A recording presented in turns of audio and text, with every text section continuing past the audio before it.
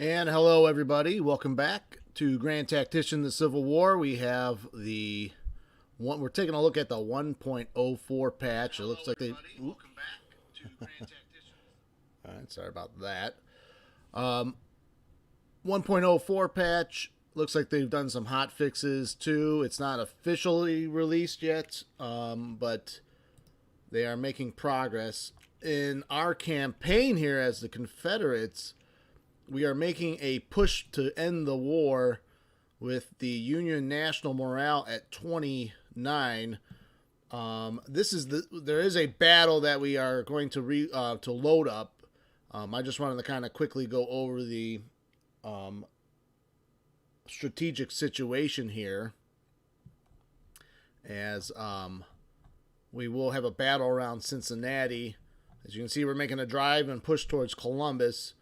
And then we may even need to go as far north as either Cleveland or,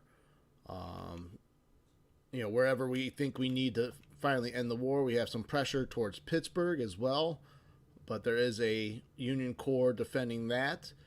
We vastly outnumber the Union in army size in the early war. The Union is trying to hold off the large forces of Ewell at Elkton in Maryland in front of Philadelphia. So that's the current strategic situation. Why don't we load up? We did start the Battle of Cincinnati. We were still in the deployment phase, so we're going to actually go in and load that save file from there.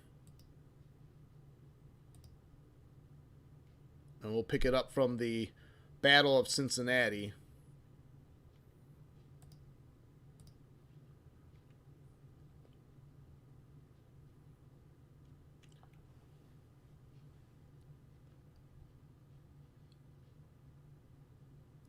Utterly unfit for command of the great army under him, Governor Oliver Morton of Indiana on Buell.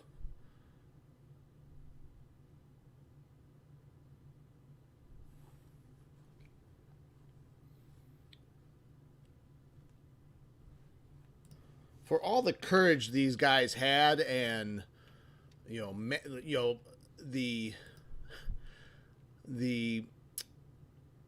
how should I say it, the thought of these guys went through a whole, living back then had to be really interesting, and you had to go through a lot of hardship and stuff. But when you read their correspondences and how they talked about each other, it sometimes comes across as whiny and backstabby, and to some of these guys, not all of them. A lot of people liked about Grant was that he was not that way. Although in some of his memoirs, he some of the guys that he found out did him wrong throughout his career, like Grant's opinion of Rosecrans at the beginning of the war was extremely high. He thought he was a great man, but while Grant was giving high praise to old Rosie was undermining Grant in the early part of the Western War. And only later did Grant find out that Rosecrans was not that great of a person, as far as the politics of the war goes. And he had not so nice things to say about Rosecrans in his memoirs. But anyways, I digress. Battle of Cincinnati. We are the defenders, and I think we we start the war. We start the battle outnumbered, but we are expecting reinforcements, which will give us a numerical advantage in the long run. Or not? Thought we had reinforcements arriving. We do. Daniel's Corps is 8 hours away. Smith is 24 hours away. So we can expect the Corps under Daniel for 8 hours. So Crawford's going to have to defend his position for at least 8 hours. And if we go to a day 2 of this battle, cavalry is 42 hours away. So our reinforcements are spread out. The Union trying to take advantage of our extended line in Ohio, all strung out. And they're going to try to hit Crawford's Corps while they are isolated. We have one thing I have noticed, because I think when we ended the last stream with the deployment phase and we ended it there, it was either a different map or a different deployment zone. I've noticed sometimes if you save a game in the deployment phase of the battle, you might get a different map even, or a different deployment zone on the restart.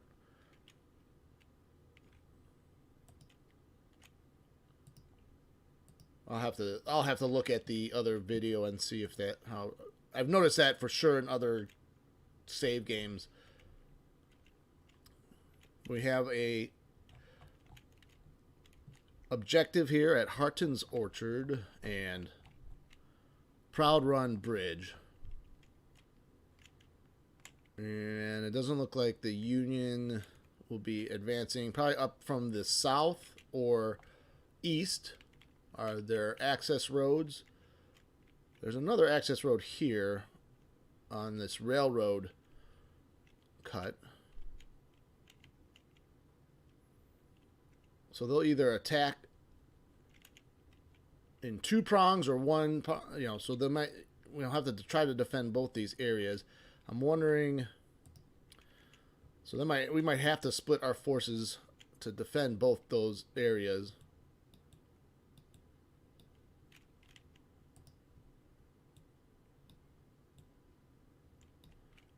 If they go all out here, I like this terrain at Harton's Orchard. It seems more defensible. But we can, if they decide to attack 1 in full force, we could get across the river here and try to reinforce our position. So we have interior lines that we can draw off of if we need to throw some reinforcements. We'll leave our cavalry under B here, the 1 Cavalry Brigade, right by the O'Connell house here, just to, if there's an attack up the O'Connell Road here from Crawford's Mill, he can be used to delay, so reinforcements go. We'll throw some pickets out here, and if we see the Union coming up down towards the Burton objective, we can catch them in time and then maybe throw some reinforcements. Now they could even attack us in 2 columns, which would hold we would not be able to reinforce until we have to hold out for 8 hours for Daniel's Corps to get here.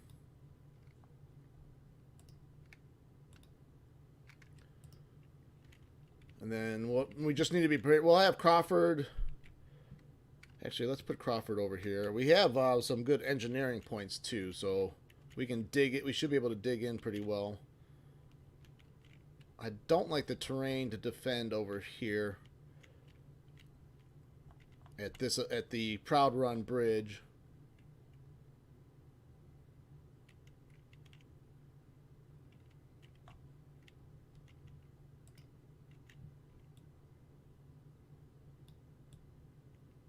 We can try to take this high ground.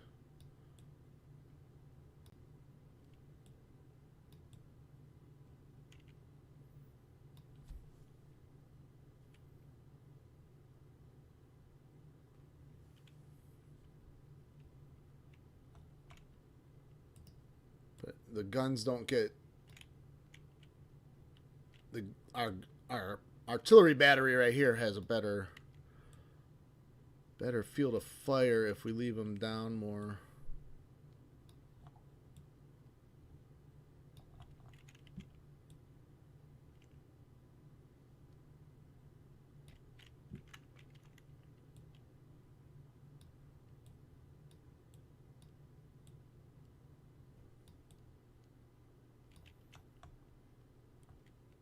So yeah, I'm not liking.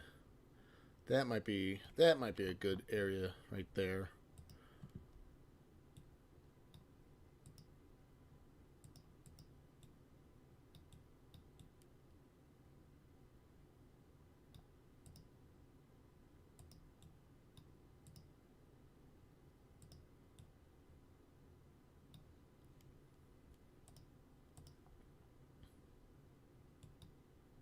We'll try to dig in.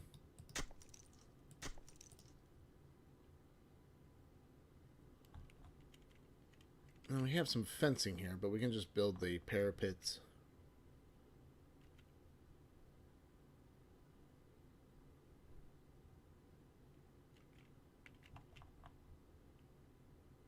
I like this forward position, but then we'll just do it. We'll do it all the way to Proud Run. We'll have if the Union comes up this road, we can have Forest fall back, and they can act as a little bit of a reserve.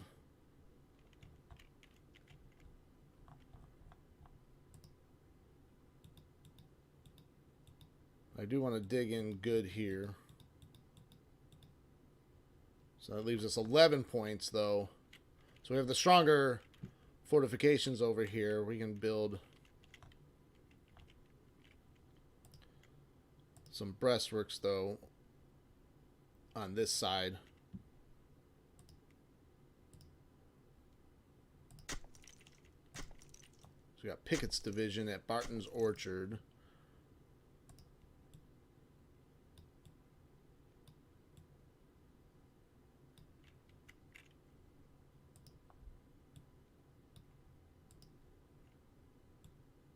Yeah, Barton's Orchard looks more defensible than Proud Run Bridge.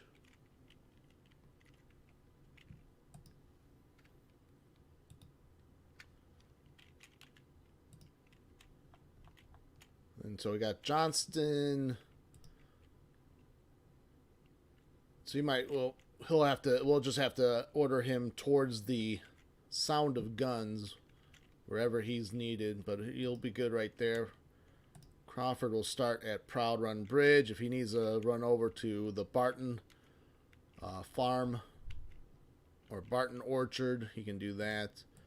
Got a nice railroad cut here.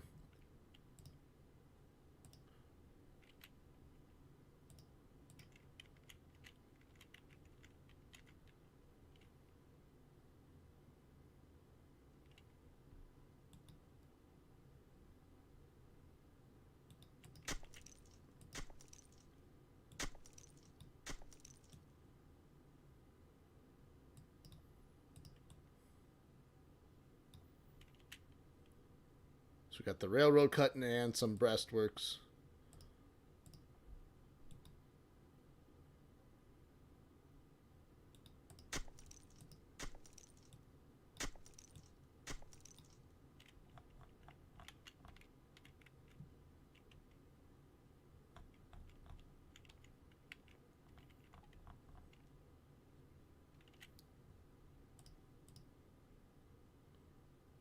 Then we can throw some breastworks right here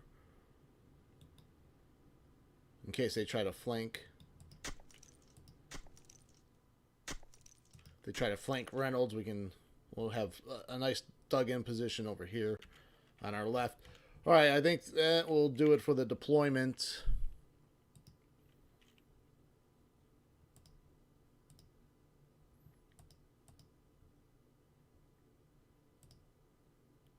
We'll throw out some scouts from our cavalry brigade. Actually, we want to throw some pickets out too.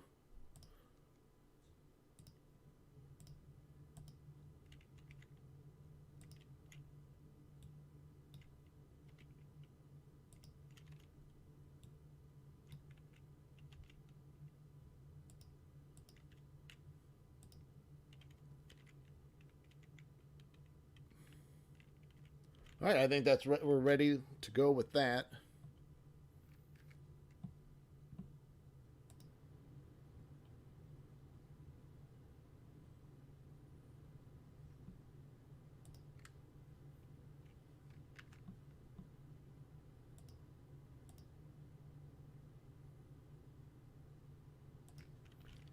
All right, let's press play, and we await for the Union forces to try to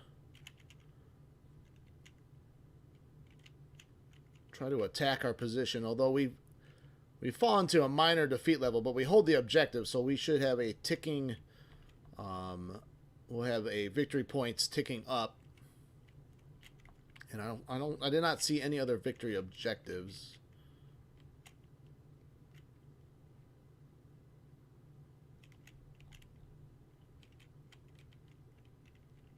Anyone in the northern U.S., I hope you are doing well with all the snow that we recently got. I was going to stream yesterday, but was busy shoveling lots and lots of snow.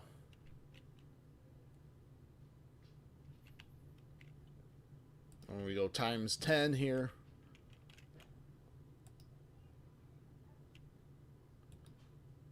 We're going to order the cavalry scouts forward.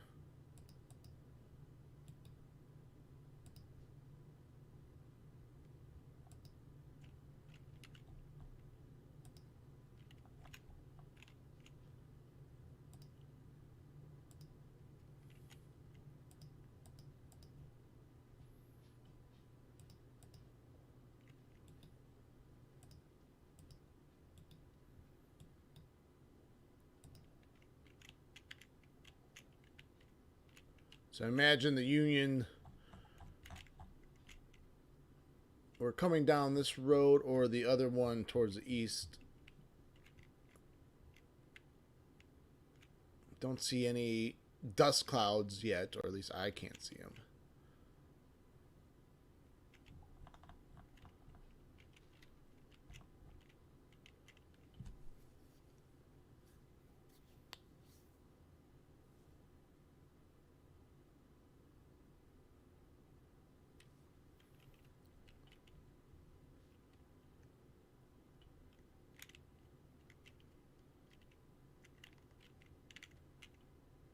I mean, they could, if you never know. Sometimes the AI does some neat things. Maybe they come around here down this road and try to hit us from the flank.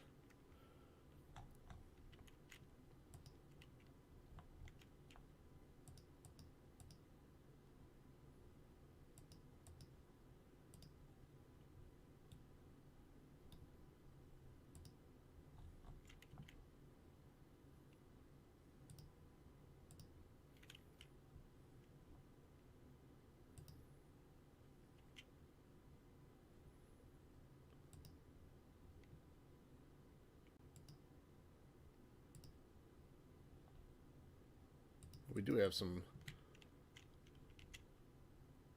We have some horse artillery with force too. All right, so the Union is coming at our left. We've spotted them there.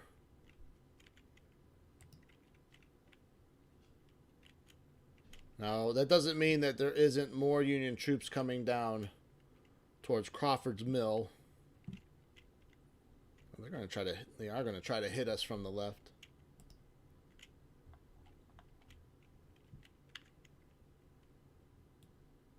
Might have to reposition Jones's guns and swing Preston over to the left. Let's order Crawford over.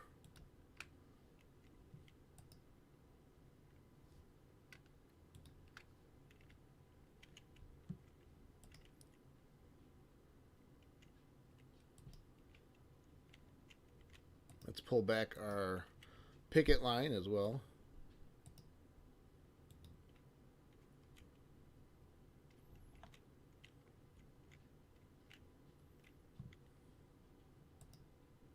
All right, so Jones can get up.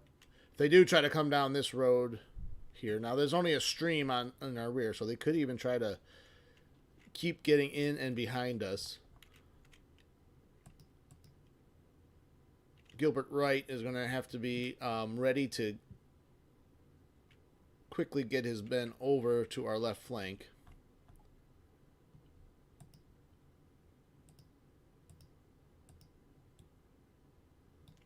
Let's reposition Reynolds.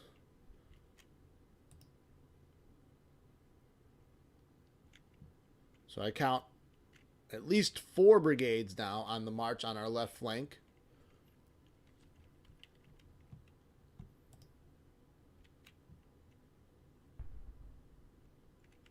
All right, Jones has found some range on the marching columns. Although I don't like that little gap in the...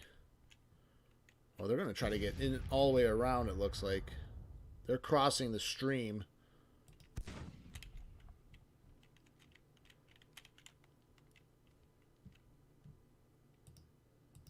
We are going to hold 1 brigade on our far right. We're going to take the 2 brigades at Proud Run Bridge, and we're going to order them already to the Barton Orchard. So we're actually, what we're going to do is we're going to detach Edward Alexander. He's going to stay put.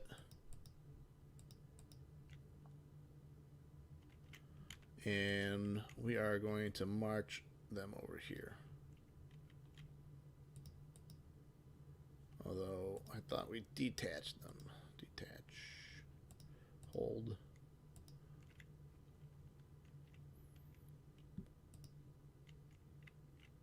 So Crawford going over so he can get into a better command range with the rest of his corps. Pickett is already there, though we'll move Pickett closer to the front line to get into bugle range. Johnston is already there.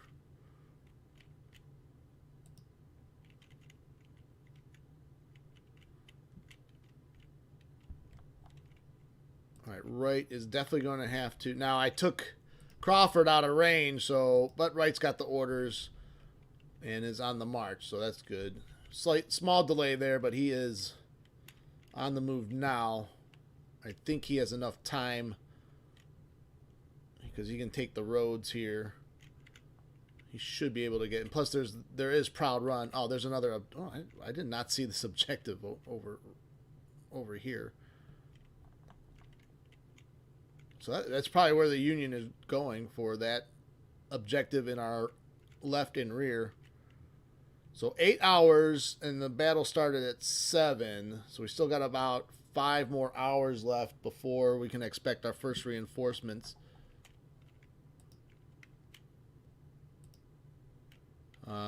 Let's see. We might have to order William Steele into the woods here.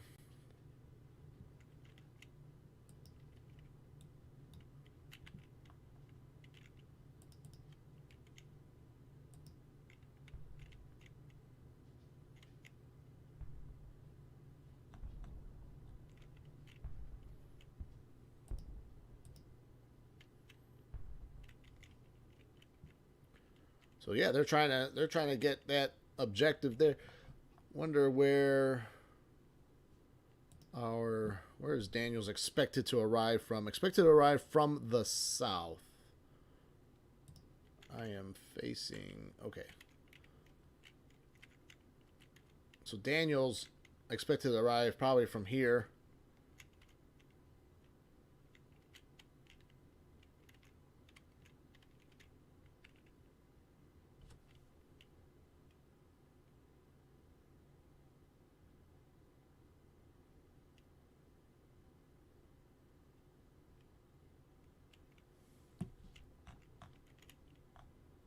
They are already in the woods along this path. They're making good movement.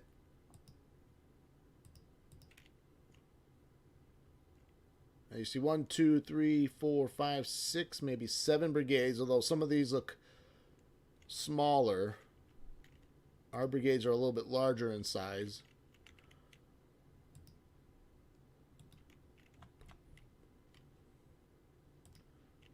I'm going to order Hamilton B maybe to harass them in their rear columns. We might as well just order Alexander back too, because I see it looks like their full forces coming into our to outflank us right now. Wright is taking his sweet time.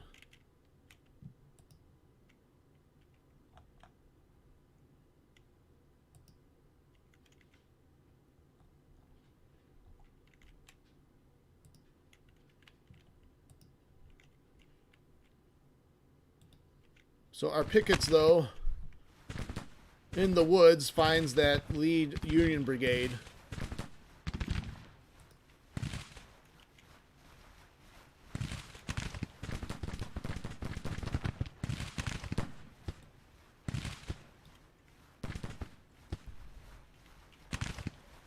Although it looks like the Union has some dissent in their ranks, as this Union brigade right here looks a little weak and wavering already. Oh, here's the rest of their, so their entire force, about 31,000 men. I would even say we need to fall back. We're just going to have to concede that victory objective. Too many objectives, not enough.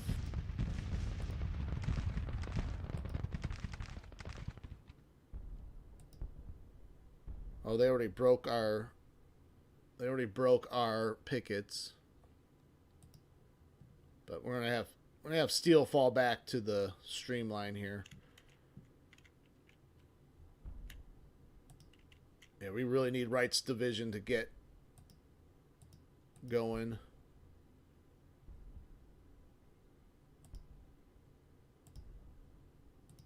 We're gonna order Morgan to go double time.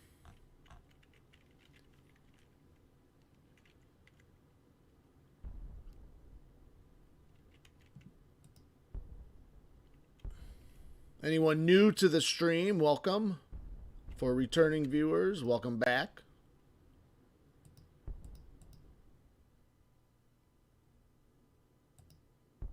Oh, Kearney, in expected fashion, is taking his small brigade right straight at Preston's fortified position.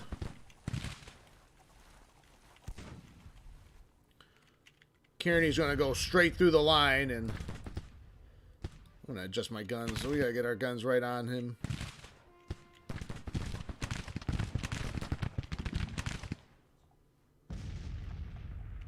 Unsupported, although he does have some support now coming on his right. Steele needs to get back. I wonder if the AI is using double time. Their men seem to be marching in really good order, while Steele is struggling to get back to his position.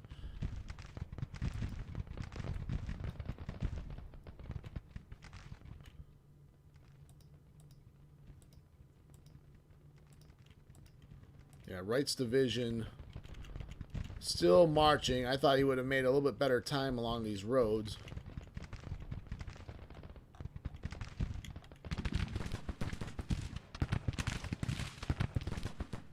Let's get some flanking fire, though, from our skirmishers.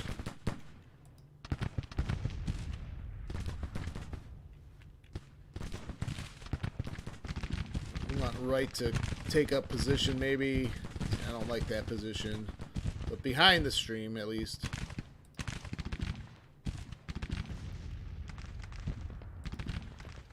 John Jones's artillery, though, trying to keep some of these lead Union elements at bay.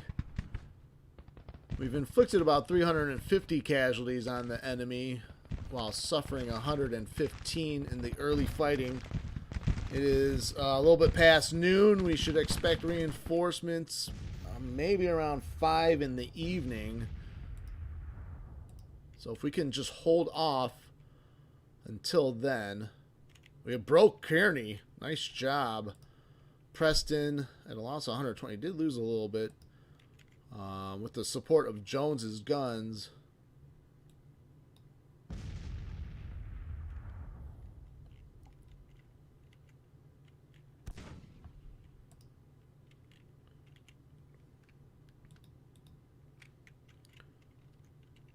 So it looks like the lead attacking units of the Union force are now waiting for the rest of their reinforcements. So the initiative that they had has kind of, although they still have the initiative, it's kind of slipping from their grasp. And the closer we get to our reinforcements, the more that initiative the Union has will dissipate.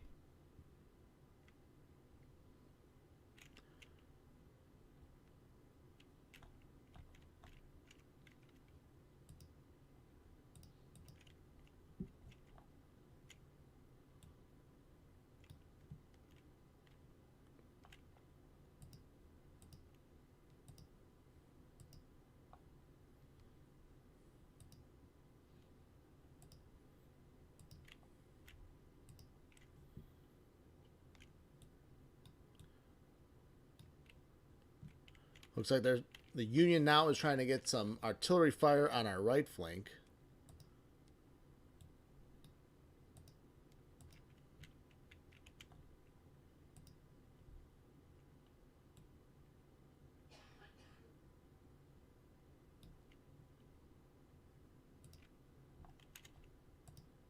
All right, Morgan ordered double quick. He is tiring, so maybe we will... He is making progress, though. We do have 2 bridges to the Barton Orchard. Steele needs to reposition himself.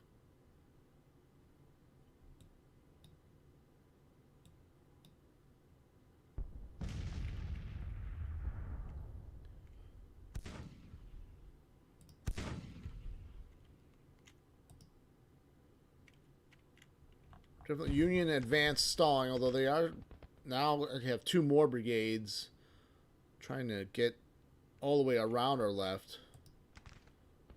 All right, Morgan's tired. I need to change his movement to... We need to take him off double time.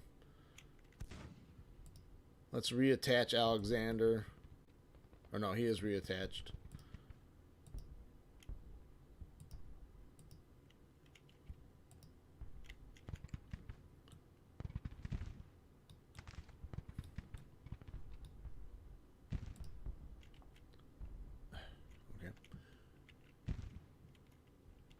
They got guns on our right flank now. Although they're not firing on Reynolds, who are they firing on? Are they just bombarding?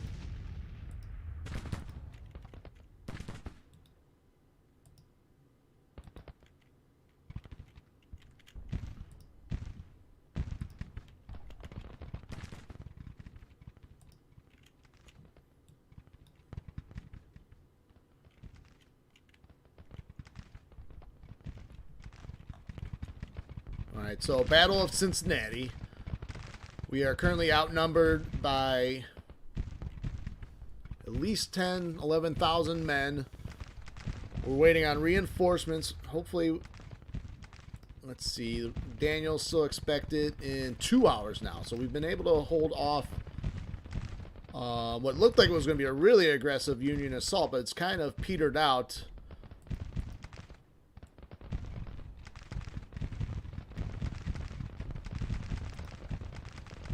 Steele try to hold this position as the Union's trying to stretch out our line. Well, luckily, we do have reinforcements finally coming over from our other flank.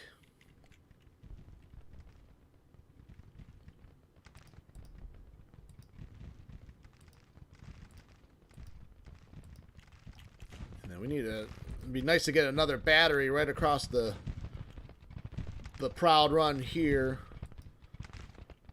Not sure exactly what where these guns are firing at. Okay, they're taking out the skirmishers.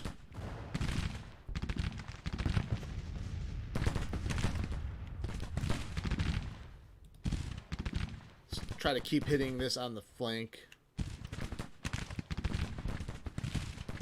Let's adjust Jones's battalion to direct fire at the 3rd Brigade that's trying to move around Preston.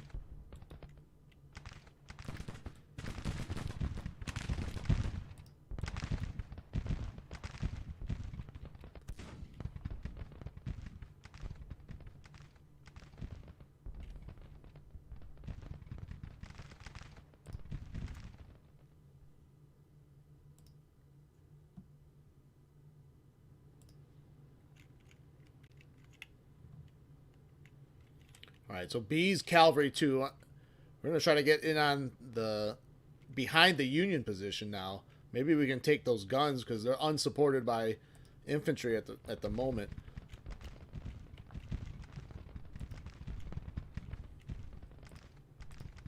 Let's halt Alexander.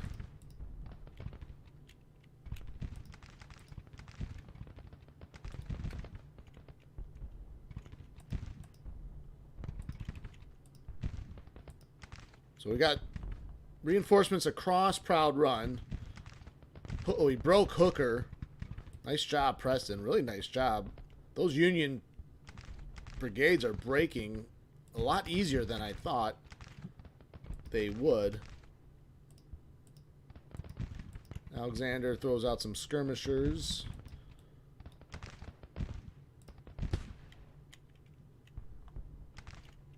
They're trying to take that bridge. At least we have this bridge over here. We can cross there. Although we might want to keep one brigade across here. I don't want them to cross there. We still have our guns way behind.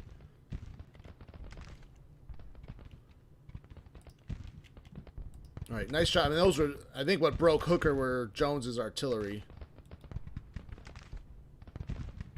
Who's taking up a nice spot right here. Let's see. Reynolds skirmishers are just skirmishing with these Union artillery. Oh, they're already wavering, so that's good. But the skirmishers protected Reynolds' flank there from the gunfire. I don't know if this Union Corps was suffering some supply issues. Their unit morale seemed kind of low to me.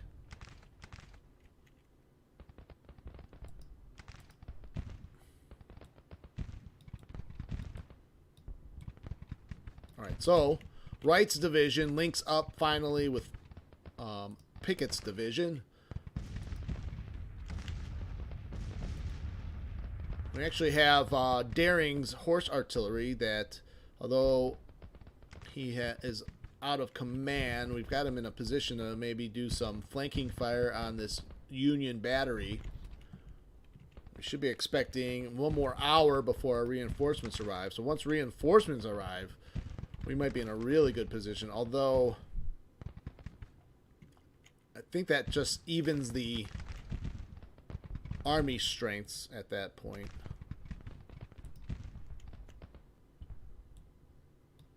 So we'll keep Shoup on the other side of the bridge here. And to wait for Talaferro's guns.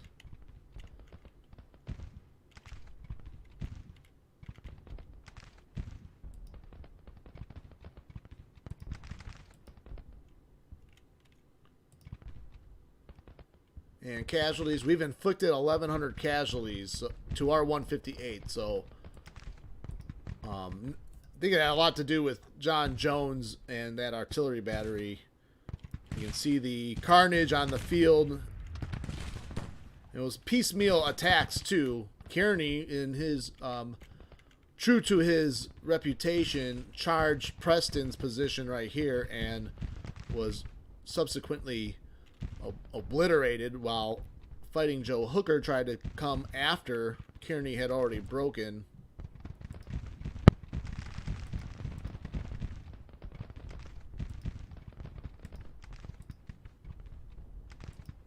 Alright, Shoup's going to throw out some skirmishers. You can see the Union, some of these Union units also very tired from marching through the woods.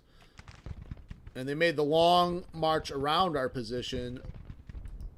Okay, so now Reynolds is taking artillery fire. Although we should be, it looks like Daring's guns are attacking Smith from the rear. Oh, and they've broken them. Wow.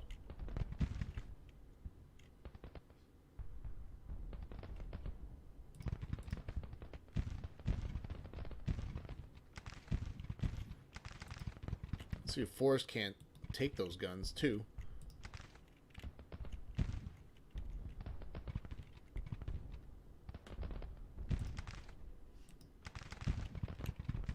Let's see. Okay, Preston's taking artillery fire now.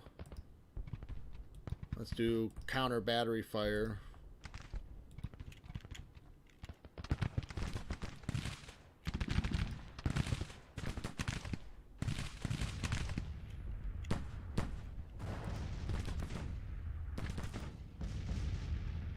Let's see if Preston needs to readdress his line because he's not getting the benefit of the breastworks.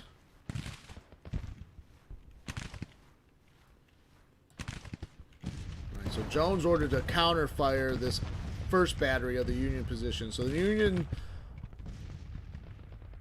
looking to kind of soften our position now after hastily throwing a couple brigades at our defended position. I don't know if they're maybe trying to get further over to our rear, because there was some Union brigades that were in the forest about to attack Steele's brigade, but they are gone now.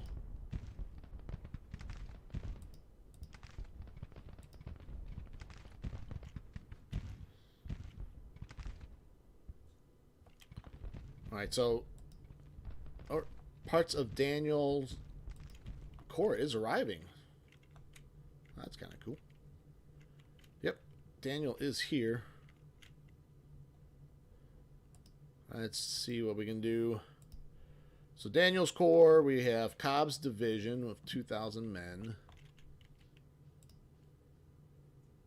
Oh, that's the cavalry.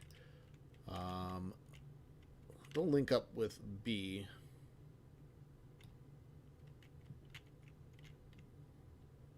We'll wait until the rest of Daniel's corps gets on the field. They're still entering the map.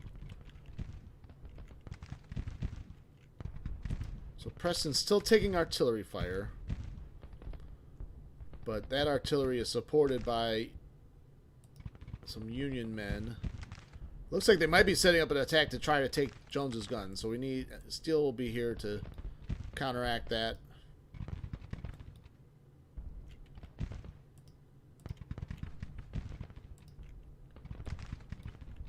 Let's get Morgan across the Proud Run to reinforce if need be.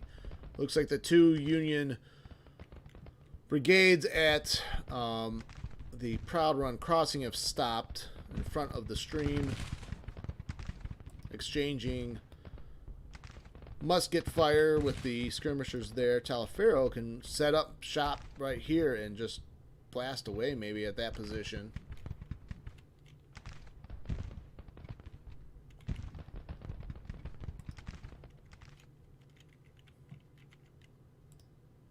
Alright, the Daniel's corps is all on the field.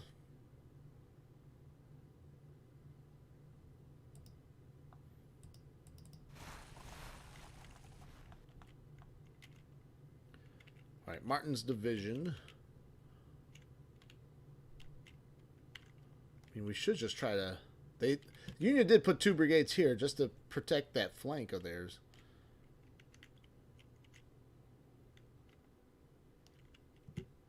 We're going to march up this road, though. So let's march up the road. If we can push off, if we can brush off these two Union brigades. One's already wavering and tired.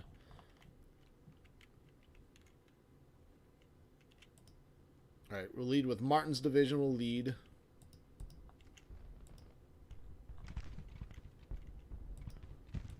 Let's set up Daring's guns here with Forrest's cavalry brigade.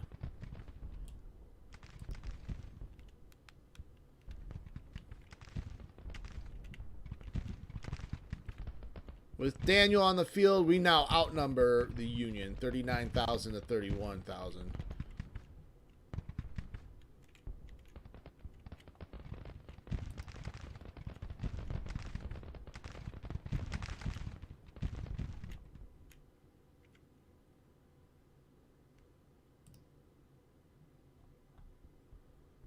All right, Henry Sibley under Cobb's division.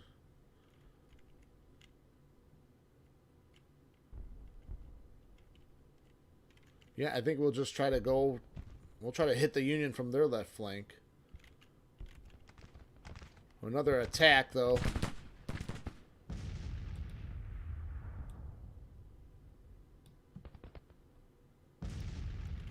Another attack on Preston's position, but he's well defended, and the Union Brigade is already fatigued. If we can get... hold up. Jones is getting fire from the rear.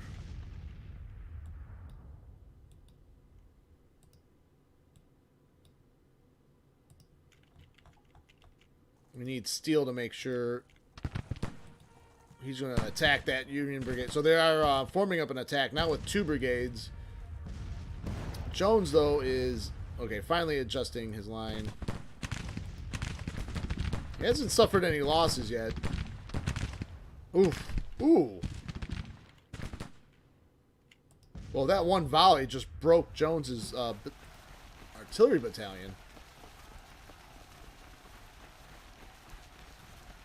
Let's see if he can get those back. Wow. That's not good.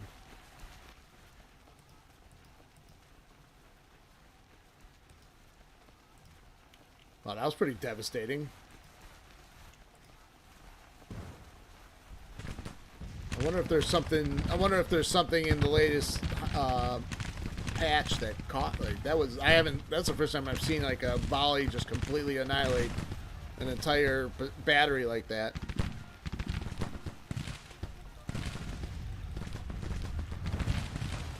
trying to get back to those guns. So Steele's just a little bit too slow to get to support that artillery. Looks like there's a lot more Union forces in these woods than I thought. So now they're going to make things a little bit interesting.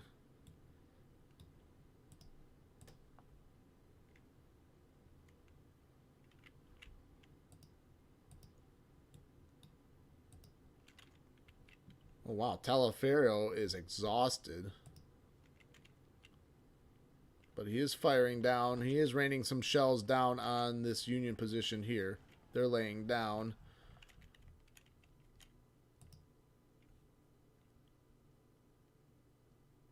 Union now up to 1,800 casualties, but it looks like we're starting to lose some more men. 565. But we've got this horse artillery trying to fire at close range. We should probably order our cavalry to dismount.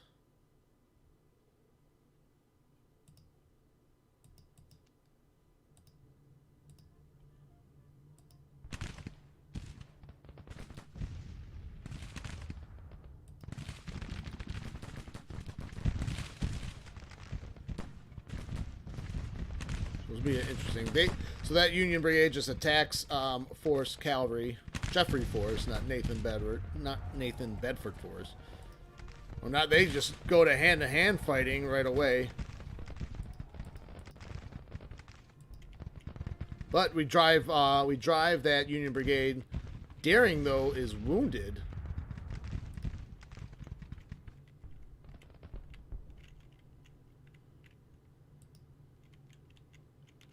All right, Preston under getting artillery fire. Reynolds is not engaged. I wonder if we wheel out of his entrenchment there. We can hit this Union Brigade on the flank since there doesn't look to be any other Union brigades on our right of Reynolds here.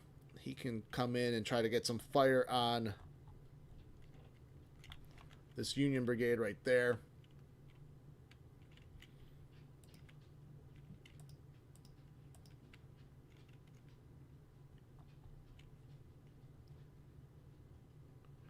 All right, so casualties on both sides starting to mount up a little bit. I would like to get Alexander over here, closer to Steele. So Steele, though, yeah, because Steele's outnumbered with these two brigades. I need Alexander to maybe support Steele on his left. Let's see how the reinforcements are coming. All right, they're making their way. Let's order Deschler forward. We might need to make... maybe Deschler comes up this road to reinforce directly while Martin's division tries to do the flanking maneuver. But nice job by Jeffrey Forrest to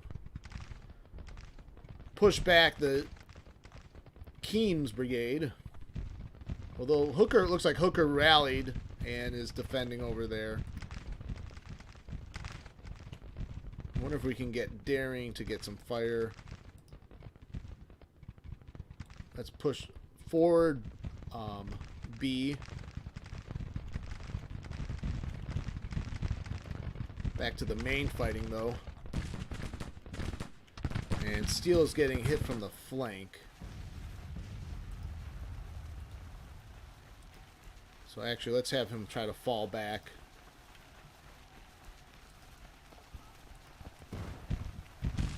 So now we have Morgan and Alexander.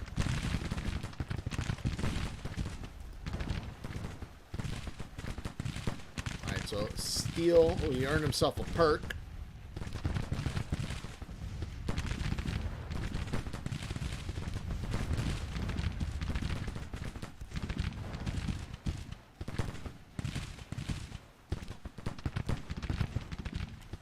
Alexander's brigade is also now in position, so Steele fell back in good order.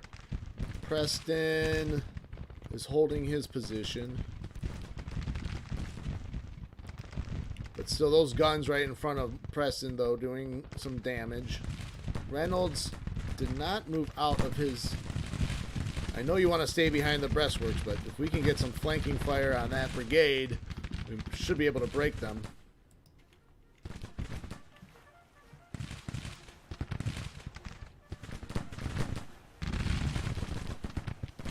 Casualties 27, so they're starting to, I think they're narrowing the gap on the casualties.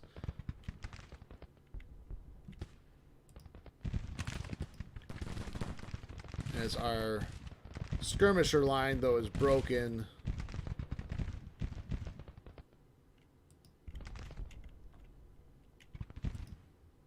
Although Taliaferro is firing on the Union right flank from a cross-proud run, so it's actually a pretty decent position there. If they try to cross, we have Shoup here and artillery to hold them at bay.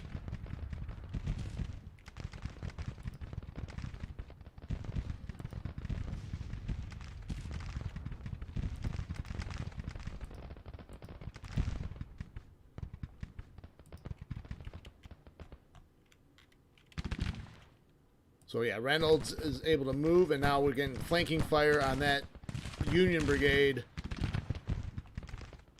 under Irwin. But they moved up their guns too.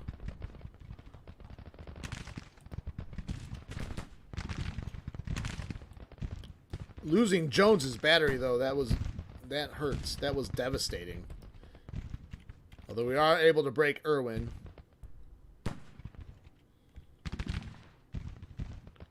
Kearney is withdrawn. I think we need to try to take these guns.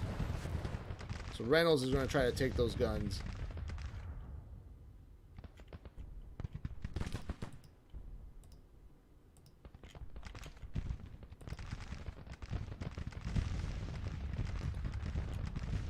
Hooker engaged with Jeffrey Forrest and is driven back, supported by Daring's artillery.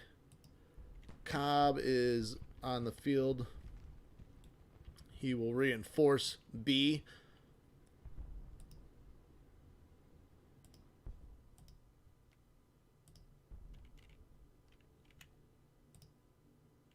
And then Martin's division marching forward. We're going to send Deschler's division to reinforce at Barton's Orchard.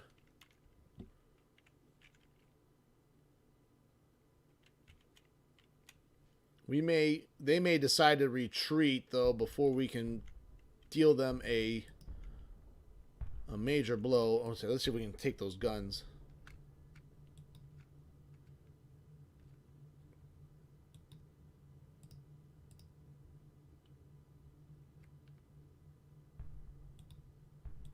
So So Reynolds is going to try to get that Union battery. They're charging, well rested still, but we want to be careful not to get caught too deep into the enemy lines. Oh, why is steel right there?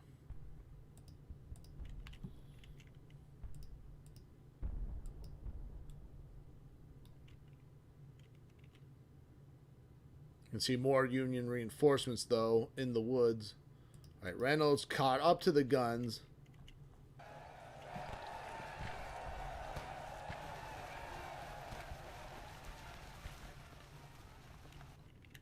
You take my guns, I take your guns.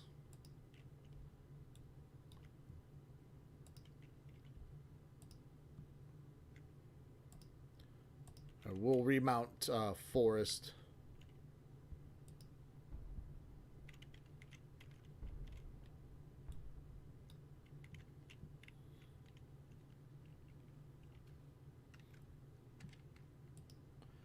Is chat not working, or usually someone is? If you are watching this, say hello just to make sure chat is working.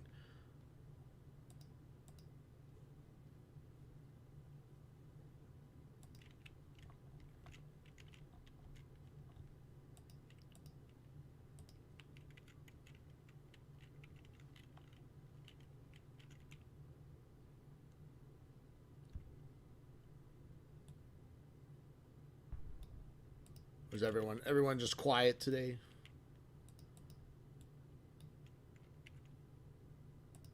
Well, regardless, thank you for joining the stream. I hope you're enjoying it.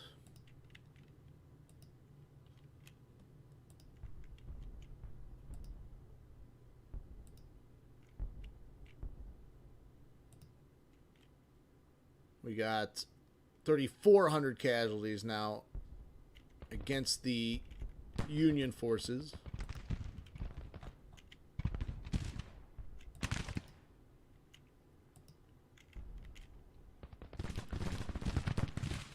Reynolds is able to grab some guns.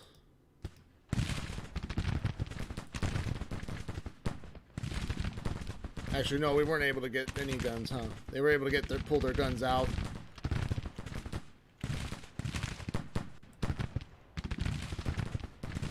Now they're going to try to push forward. We've secured our right flank. Keem is broken. Hooker is broken. I'm going to push forward with Cobb and his cavalry brigade and horse artillery.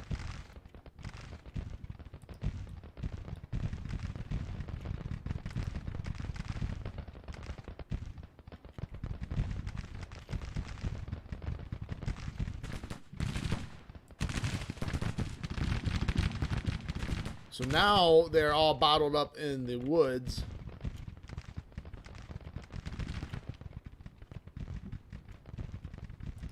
Martin's division, though, has a long march to get in around the flank. Hamilton B will continue to try to drive around the Union left. Although we are getting close to nightfall, 5 in the evening. It's March 28th, so there might be a little bit more daylight than in the winter, but you can see that the evening is starting to roll in.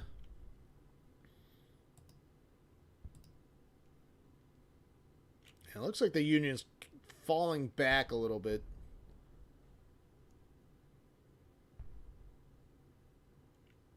So they're up to 4,200 in casualties, although we suffered another 1,800. That puts us at 4.8%. All right, end of the day. So we're going to go into a day 2 now. Oh, they decided to withdraw, so they're not going to fight it out on day 2. We had more reinforcements coming anyways. All right, so but we inflicted 4,900 and at a loss of 1,800 while being outnumbered for most of that battle, for the first part of that battle.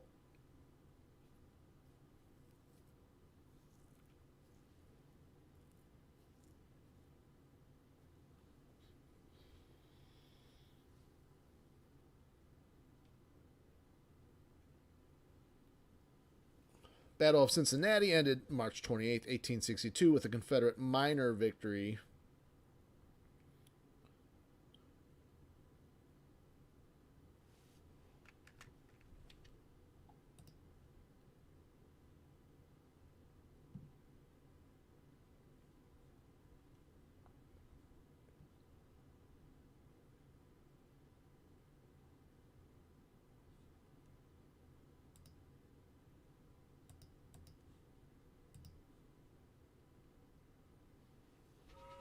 All right, victory at Cincinnati. 3rd Brigade withdraws.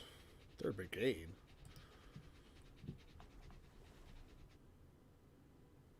So now that puts us. All right, national morale fell by 1 on the Union side.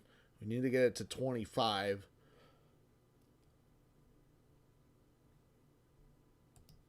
And we have not secured Columbus yet, so.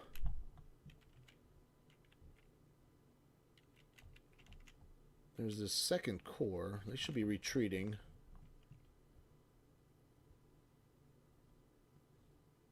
Or is that going to be another battle?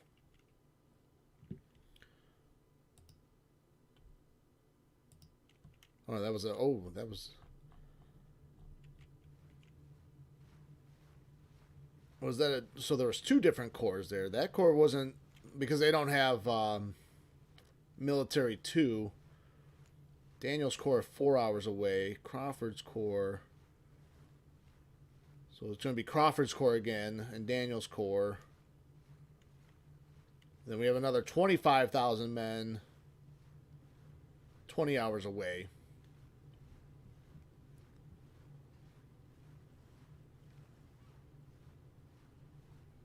All right, let's play this battle then.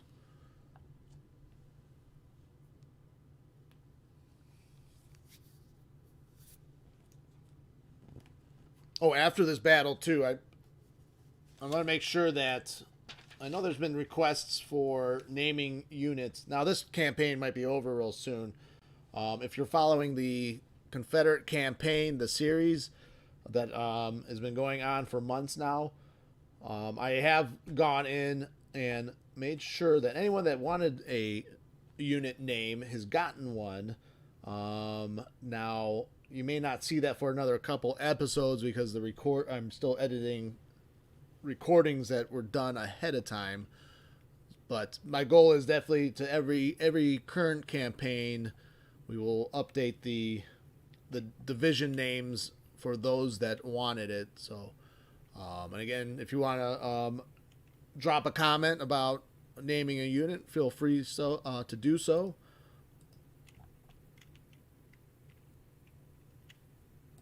All right, so back on the same battlefield.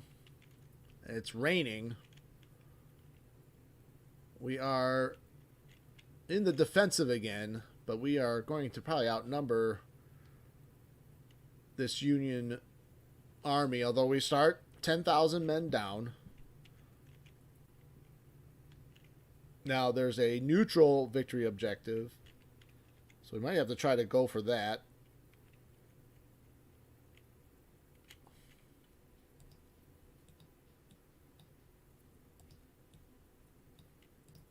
So I wonder if we just do that with B. Where is Daniel's Corps arriving from? Probably the southwest this time. So he'd be arriving in 4 hours. He would be able to take that objective. We don't know if the Union will go for that right away.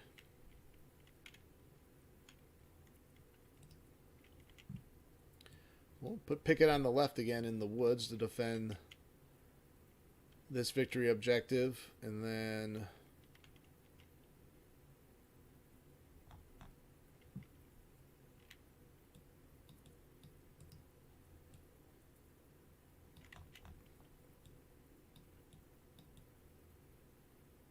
I feel like the Union will go for that.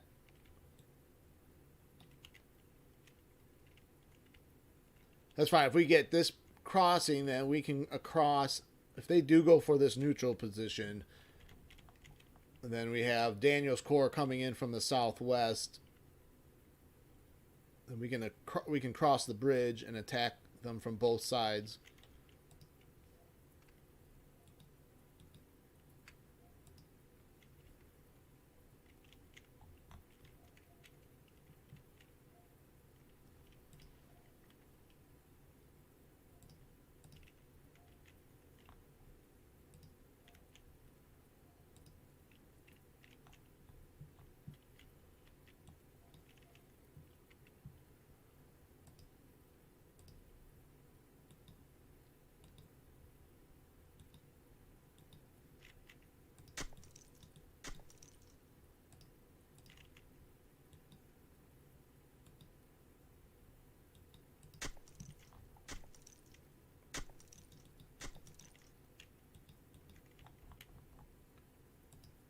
So we'll fortify our left heavily.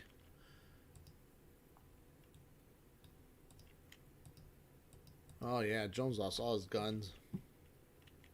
He did so well too.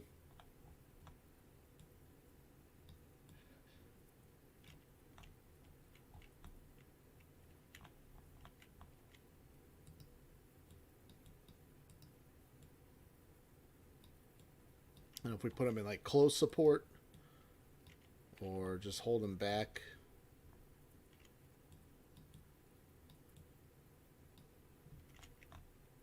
We can bring him across if we need to.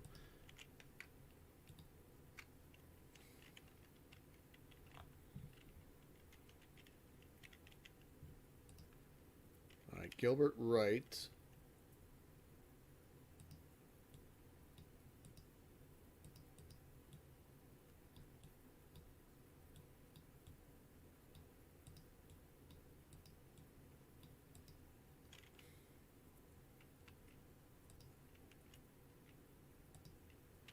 All right, this will be our disposition. I want to be prepared to take this objective if need be, if the Union decides to take it.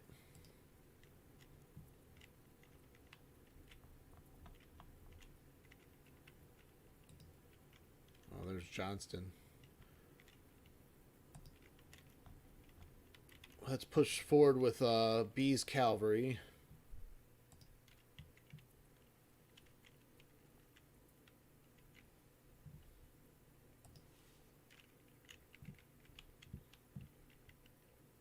Hey, Randall, how's it going? Yes, permission to come aboard. Absolutely. So, and just so you know, I am working on getting everyone's requested division names or unit names done. After this battle, we'll do it for this campaign, although this campaign is very close to being won already. But in the current Confederate campaign, the longer one that was started a few months ago, the Big Muddy Division is named, and I will do that for the Union campaign as well. So now the Confederate campaign, some of the recordings are already done, so it might be a couple more episodes before you see the name appear. So my apologies too for those oversights. I'm starting to keep track of everyone's requested name to better organize myself in that regard. But yes, welcome aboard, Randall.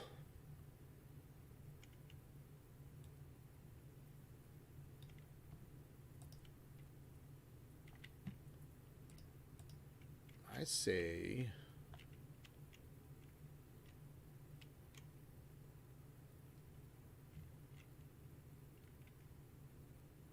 swamp dogs love magic biscuits.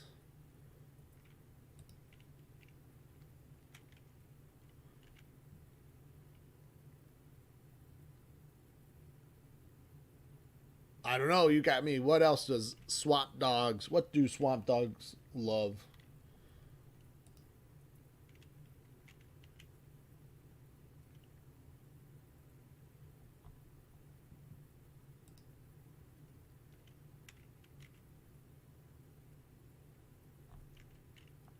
All right, so the Union not taking this objective. right now, but they might be on the. They still might be on the march. Swamp dogs love guns. Yes, the impenetrable swamp dogs and their guns. Just set up shop in the swamps. Defend your position.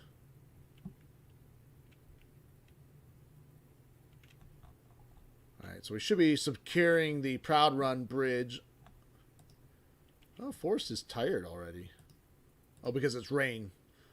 So rain affects fatigue. Why don't we... Alright, Proud Run, objective secured. I'd like to know what the Union is doing before I cross right here. We have Daniel's Corps should be arriving any minute. Oh, 5 hours. We were told sooner. You tried out the swamp positions.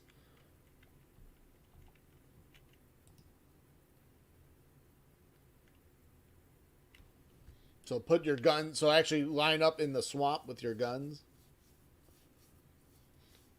Yeah, the AI did that to really great effect.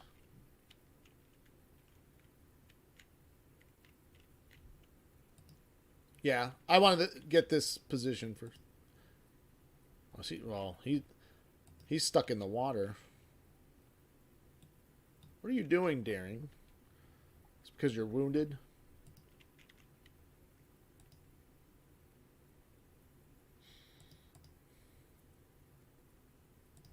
Oh, yep, they're coming for that objective. Let's order right across.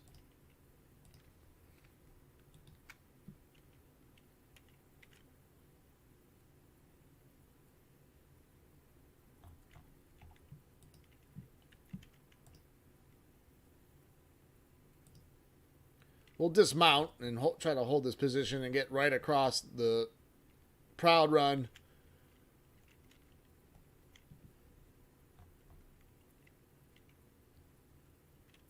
Oh, they're crossing over there? What, to get in on my flank?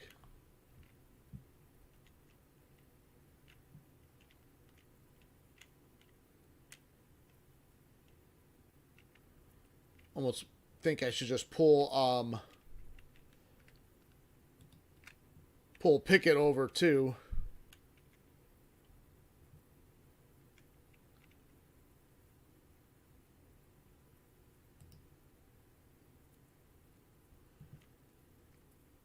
Good day, Josh Coffee.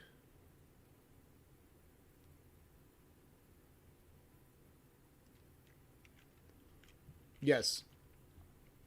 Agreed.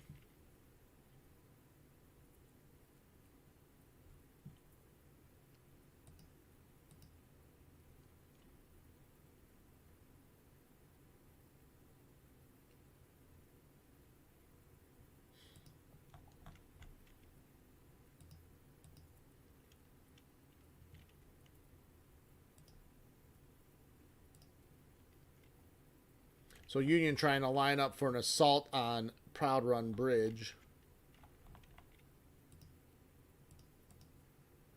Let's slow things down a little bit. Daring's finally getting his guns in position. Talfero up on the ridge there should be able to rain some fire down on the Union troopers.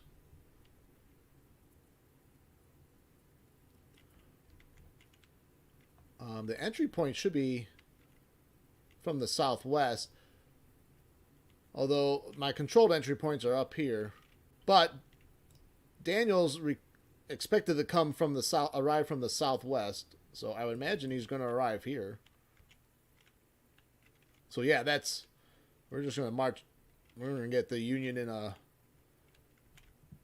from two sides.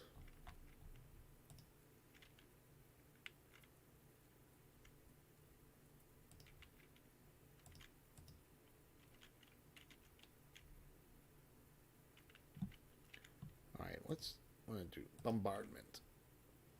So is it shift?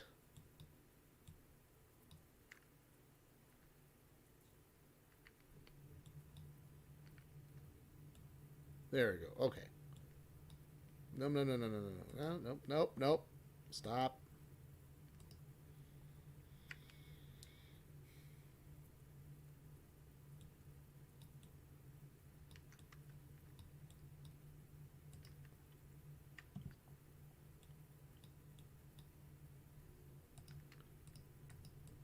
All right.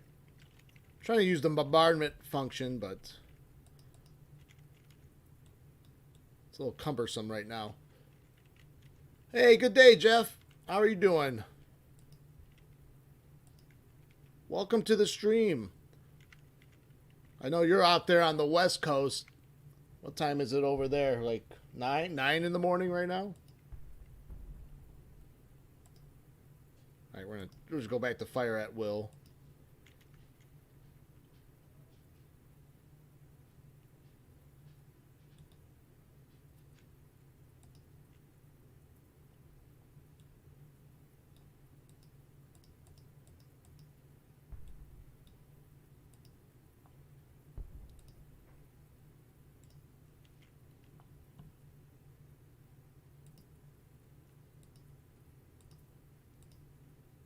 Yeah, I think we're gonna pull. I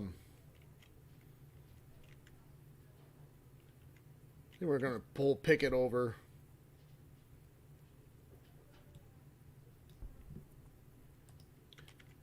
Because this is only one Union Corps. It looks like it's their main force.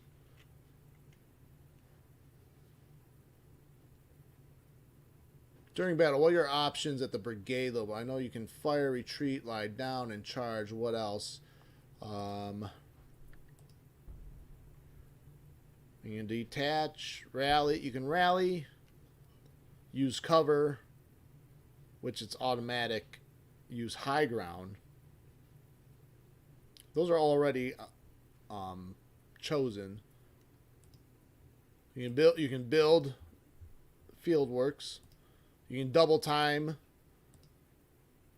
Skirmishers lay down. You can change the range of fire. Kearney's just hiding in the woods this time. Alright. Talaferro is firing though.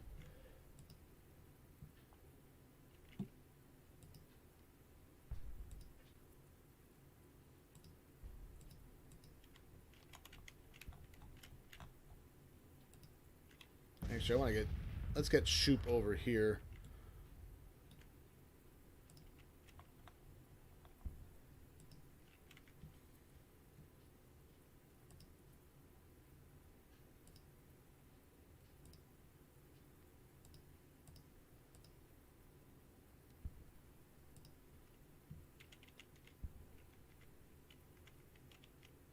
So they did cross. It looks like they want to try to get in on our right flank. Loosen and tighten formation. I mean, no, I don't see those as options. I mean, you can... Oh, you mean formation. Okay, like, so there's attack column, square, and single line.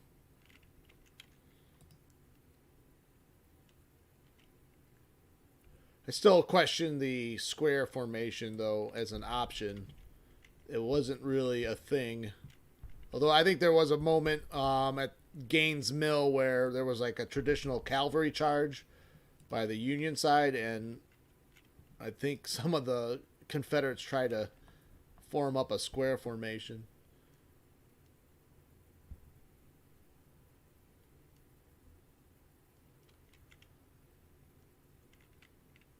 Waiting for our reinforcements, though, from Daniel, who is now 1 hour away. So hopefully in the next hour we'll have our reinforcements, and maybe can, if he arrives from this entry point, we can come in behind the Union position.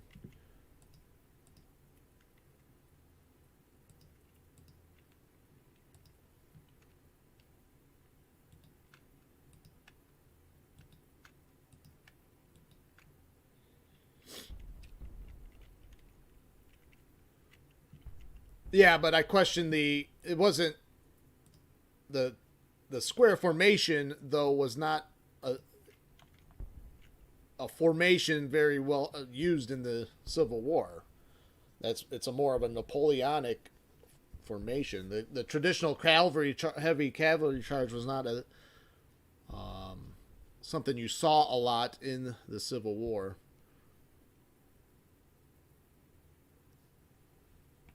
I'm sure. I mean, pretty sure I've read some instances of it being documented.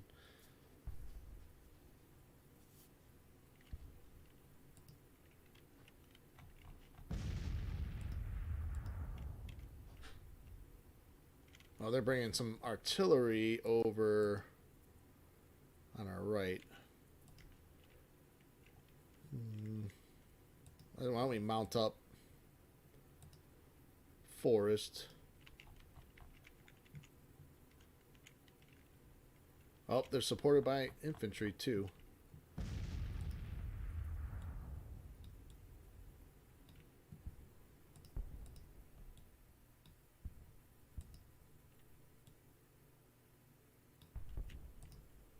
So they are going to try to cross that bridge. I'm trying to get... Actually, let's dismount again. Try to hold them off at the bridge. Still no sign of Daniel's corps.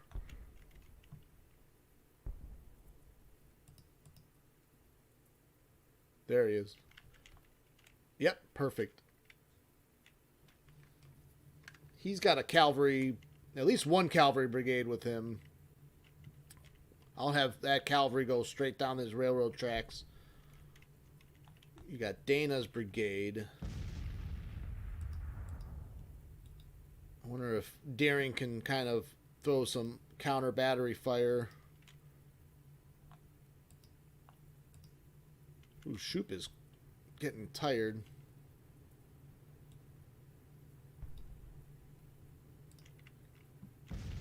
He's exhausted.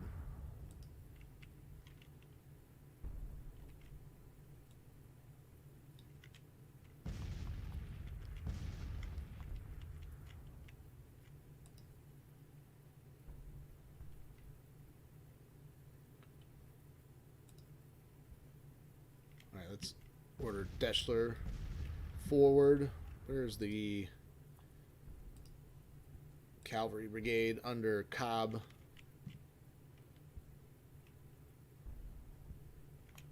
Why don't we actually go towards Hart's Creek here with the cavalry?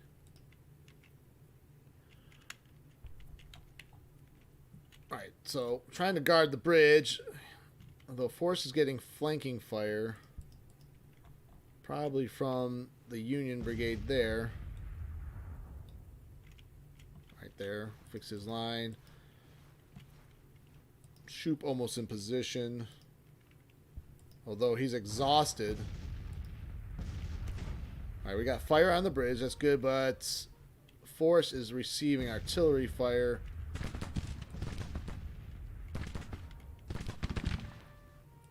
They're going to charge right across the bridge. Uh-oh. Graphical glitch. We got floating... we have floating cavalry.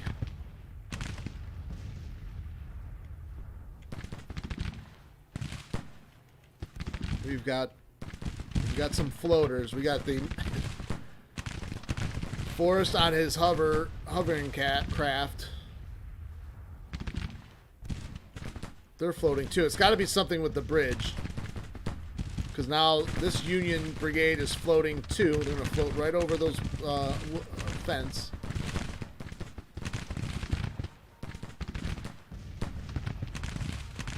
See if we can turn Shoot.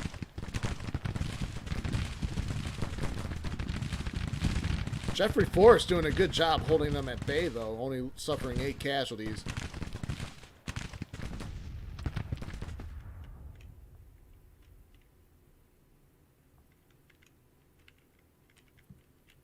All right, Deschler's brigade. Oh, that's perfect. We get right in their rear. Cobb's on the march. Be careful. Kearney doesn't charge our guns.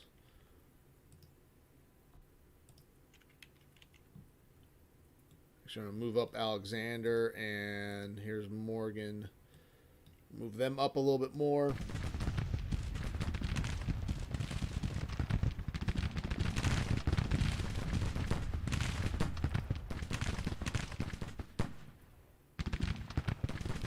Shoop is taking artillery fire from first battery over there. They're actually regaining some of their, they're catching their wind a little bit.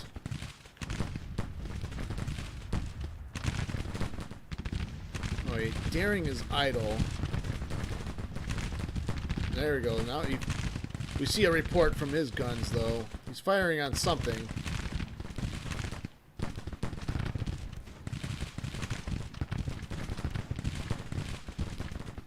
What, loose formation on infantry?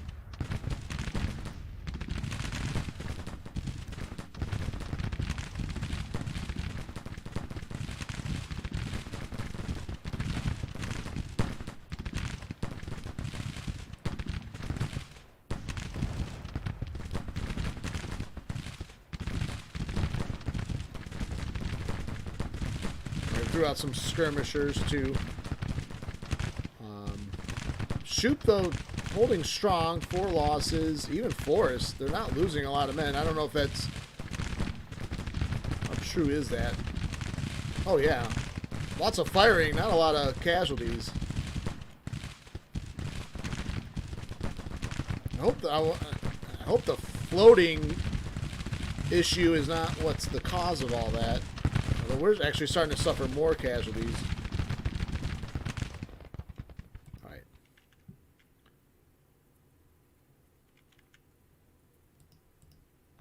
Oh, look at this name. Camille de Polignac.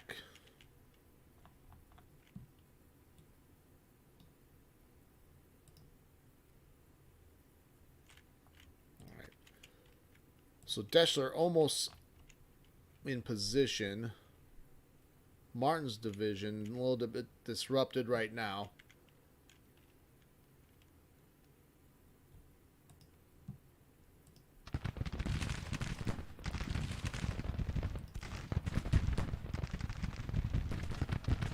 Should probably wheel Alexander over to flank those Union attacks. Although Jeffrey Forrest is holding strong, but I think we're accumulating some casualties. We haven't done anything.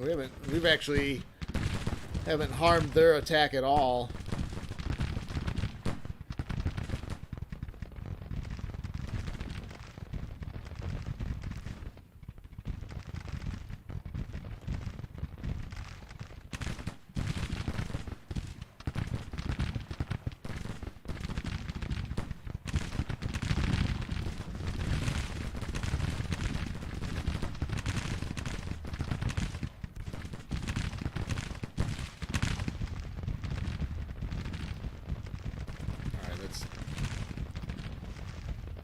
Let's get Camille in battle formation. We're going to try to rush him forward as the other brigades get in position.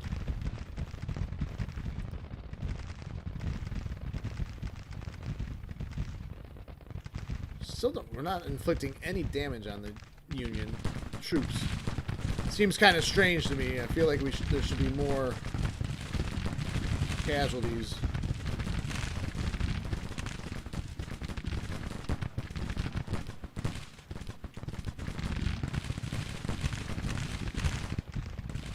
There's something odd about all this floating. I mean, that goes without saying, I suppose. Like, there's no way this 3rd Brigade of the Union forces got 1 casualty.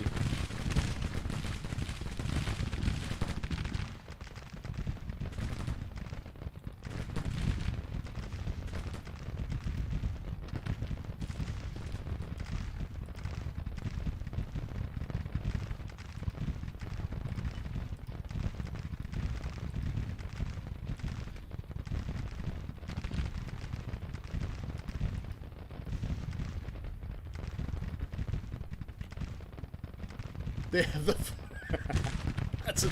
that's a new perk in the game.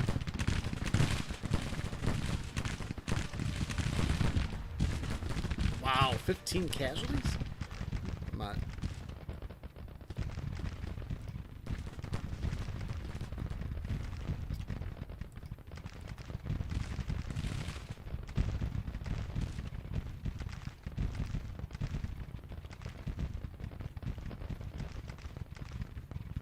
We got a Union brigade right there stuck at that crossing.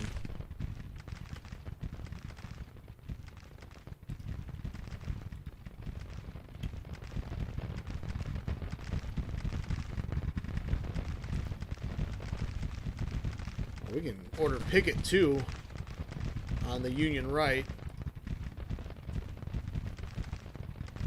Still not happy that the Union Corps seems invincible at the moment, even though they're all wavering. We can't seem to get any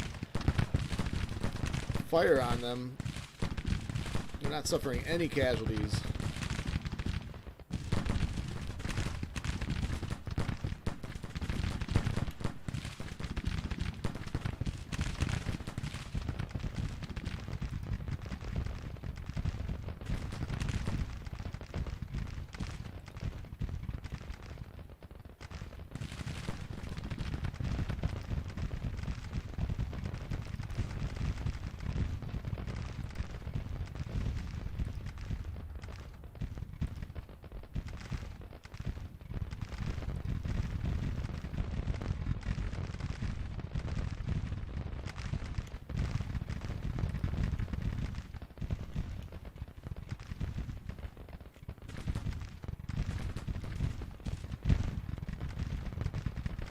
Oh, it's ridiculous. Gotta have a look at the total amount of snow, but my snowblower broke and I was shoveling all. It took me 2.5 hours to shovel the driveway that usually takes me half hour to 45 minutes of just shoveling without the snowblower. Yeah, my back's pretty messed up. We did break a Union brigade, but they're only suffering 50 casualties, so.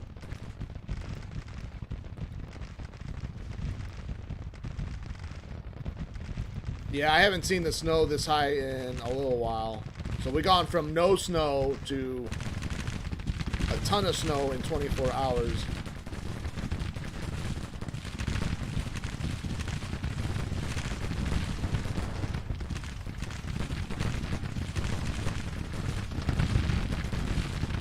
Yes, they're all floating over here. That's gotta have some kind of effect. Although, I mean, you would think that I wouldn't be losing as many men either.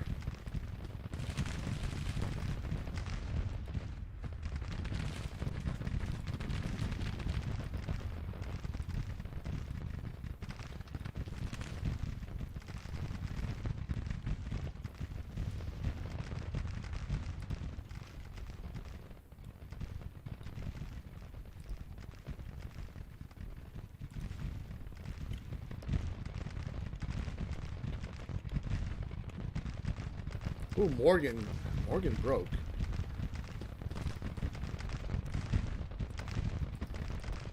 And Alexander broken. Well, finally doing some damage to the Union.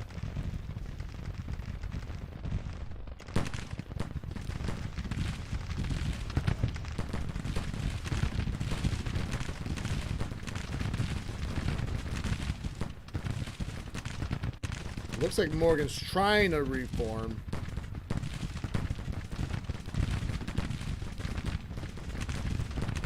Shoop's only suffered 13 men, but he's very tired and routed units nearby. Alright, but we do have Pickett now arriving to reinforce.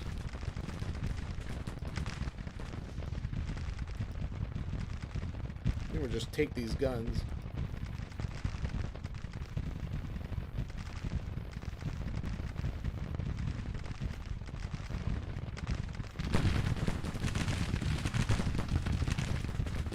The nice thing about having this snow, though, it's not because we haven't had a lot of snow this winter at all.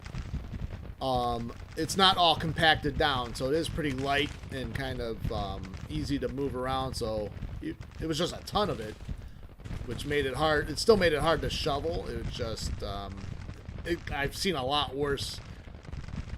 That snow, if you get a big snow in late February, early March, it's a mess because it's all been compacted. Yeah, we have at least like a feet or two of snow.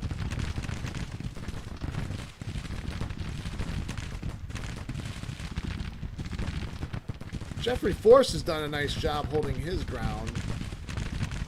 Still getting kind of beat up casualty-wise.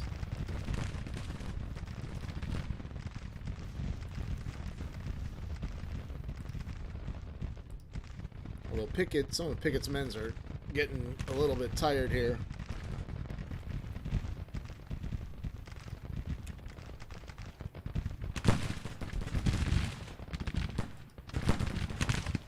Are those skirmishers?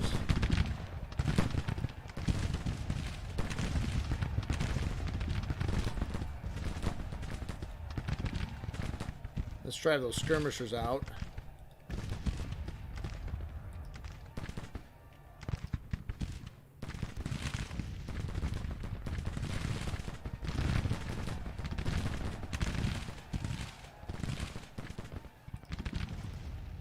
We drove the skirmishers right into a wall of a formed infantry battalion.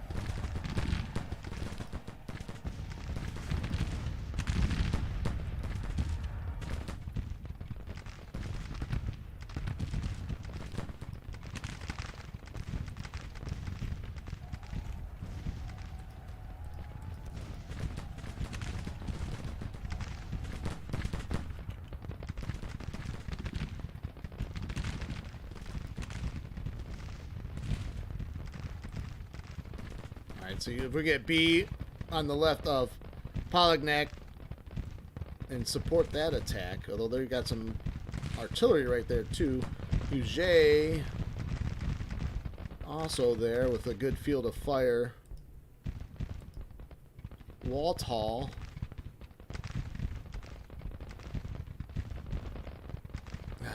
Broke. Too aggressive. Let's take those guns. Trying to take those guns.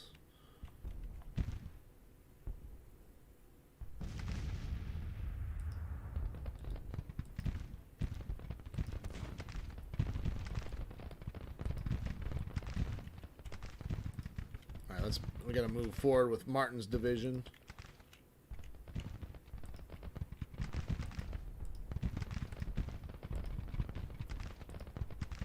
See if we can't rally Camille.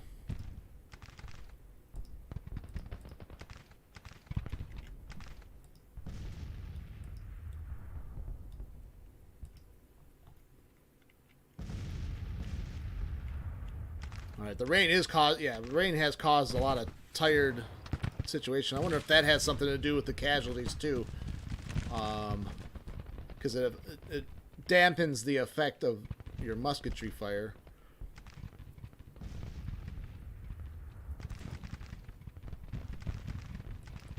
First brigade wiped out though. That's pretty big. There goes the casualty difference right there.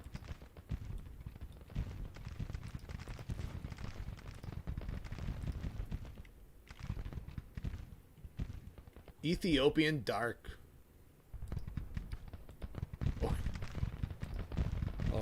Let's charge. We gotta charge these guns. Shoop though is very tired.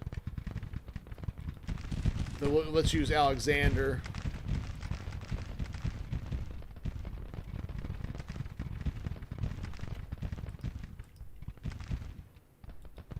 Whitehall's done a good job. Let's move B Junior.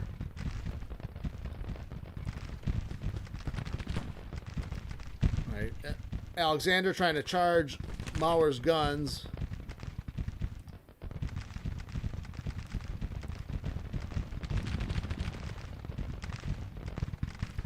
Let's not do that yet.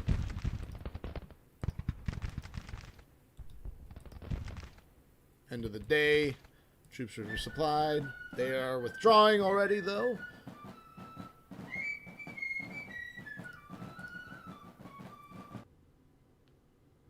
So we ended up inflicting 2,600 casualties on them to our 1,200. But we still let them get away.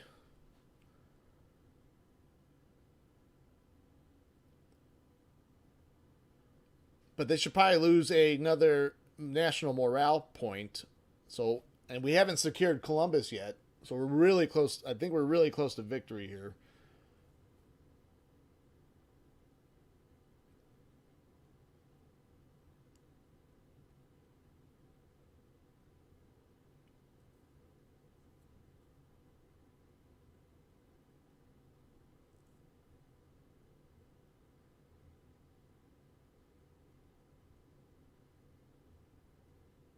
Due to his... Oh, Morgan has fallen in disgrace.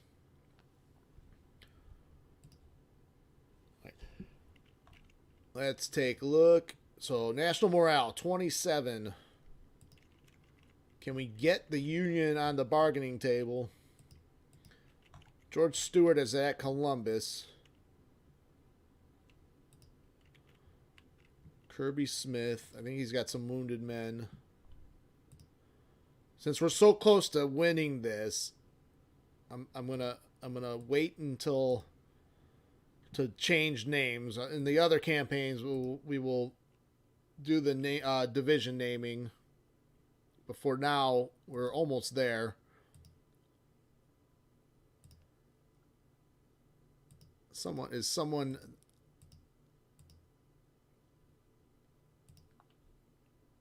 So Kirby Smith, there's no one wounded in Kirby Smith's corps, is there?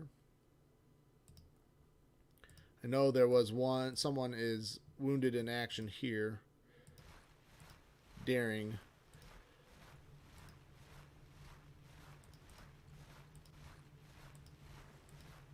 We'll use an artillery officer.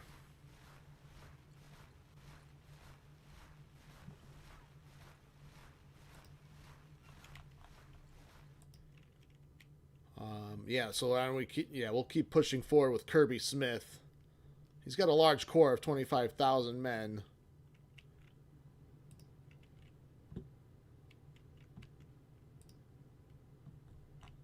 Are we building a... Okay, we do have a depot here. Let's upgrade that Cincinnati depot.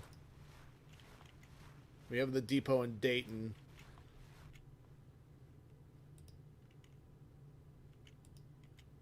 Union Corps retreating. Yeah, Kirby Smith is going to Columbus. I could have swore cavalry can occupy, but very slowly.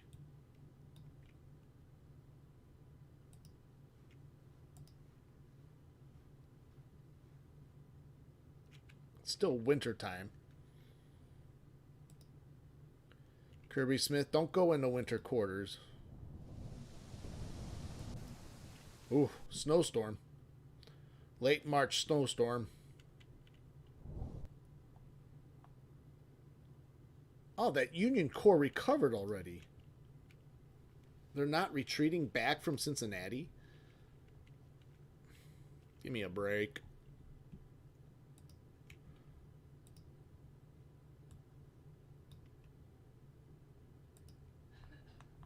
Yeah, and they're setting up a depot right there.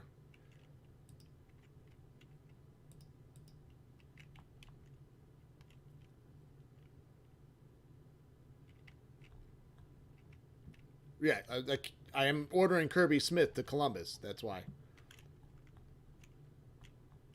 Ooh, what's going on? Okay, there's all kinds of craziness now happening in Maryland.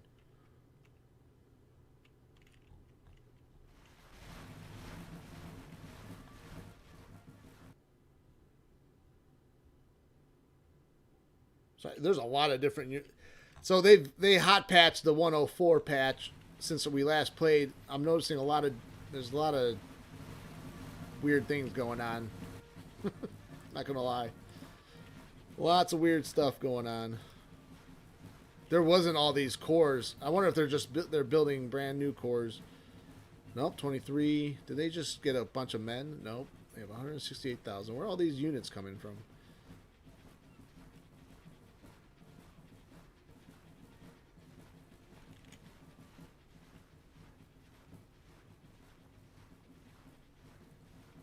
Army of Pennsylvania. Okay, so that's an Army headquarters.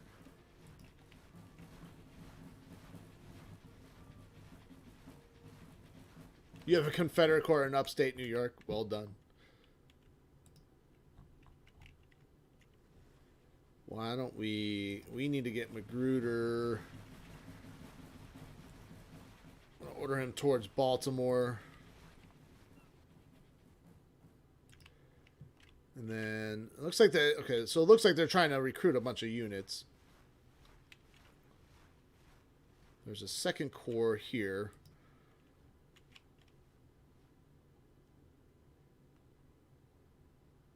DC has been taken 3 times. The back and forth of the DC. Alright, do we have a...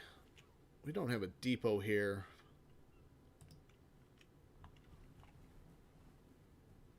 Although they are being supplied. I don't think it... Might not be as simple as...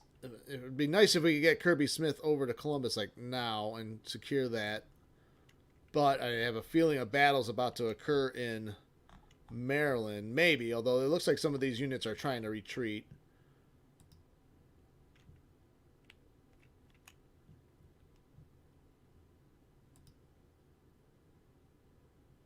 Yep, they're withdrawing.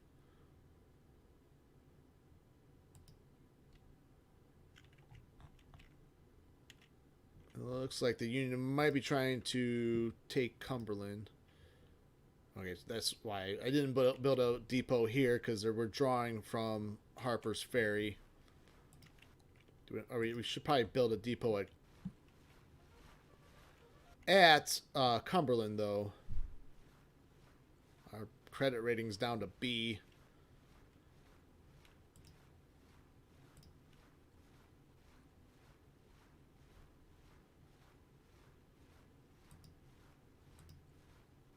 All right, national morale 28, so it ticked up already.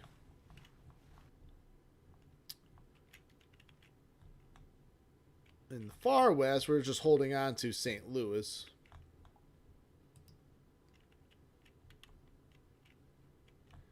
We could drive up in Illinois.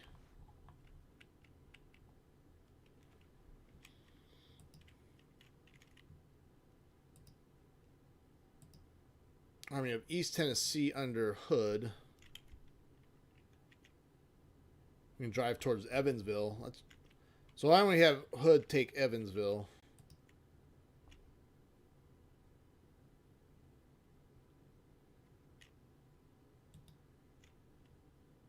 He's not ready. Although we can march him into Kentucky.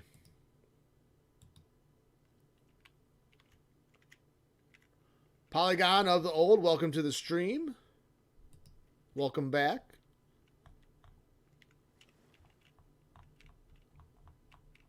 I wonder if we use Price. They took Rolla. Oh, did Missouri flip? It was neutral.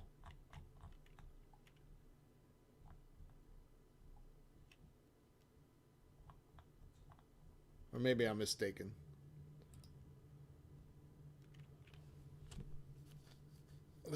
I could have swore. No, it must have. No, we didn't. Okay, we didn't take Apostles of Discord. So, or did what? That. What's that one called? Apostles of Disunion. Apostles of Disunion. We did not do that one. So we actually flipped Kentucky in this campaign. So yeah, Missouri was already. I think it was already Union.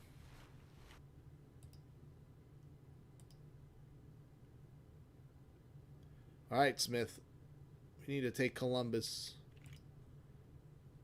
I guess we can try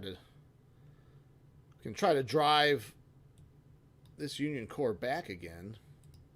I wonder if we attacked, if they would retreat on its own.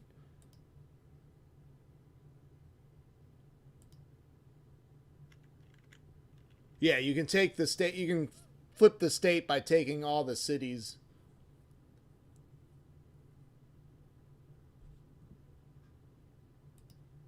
Yeah, they're at 28 national morale right now.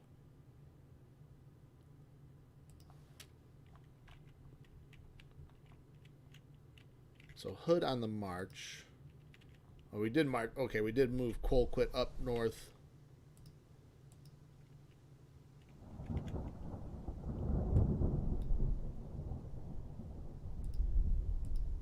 Price is guarding Cairo.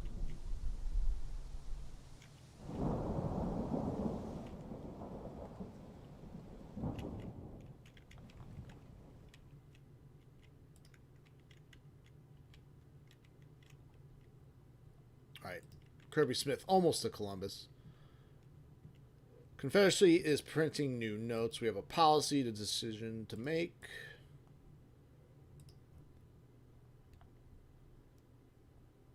I mean, we're doing well with manpower.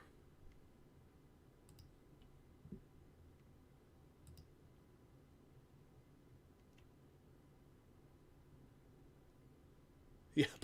Yes, Apostles of Discord. Why don't we do King Cotton?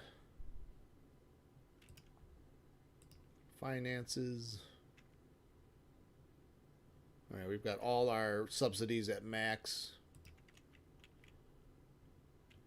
Apostles of Discord would be a good name. I'm sure it's already a name. Why don't we try to drive this corps out? I'm guessing they're going to retreat. Well, they're still 22,000 strong.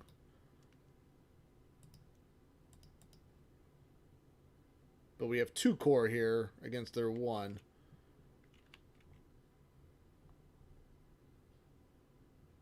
Oh. There's a reinforcing Union Corps. 18,000. Uh-oh.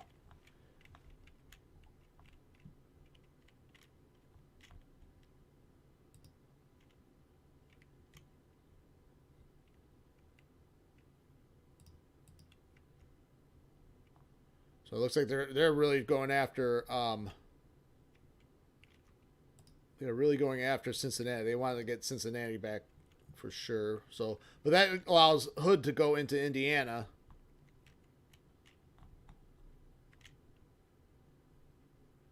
$22,000 First Corps. Okay, it looks like a cavalry division.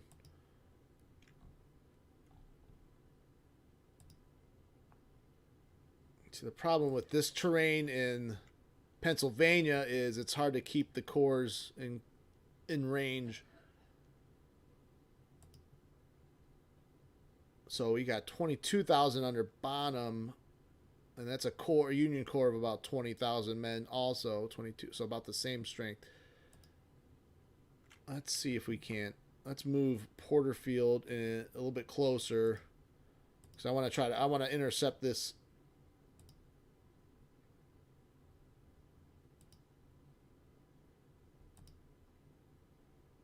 I want to intercept this Union Corps here.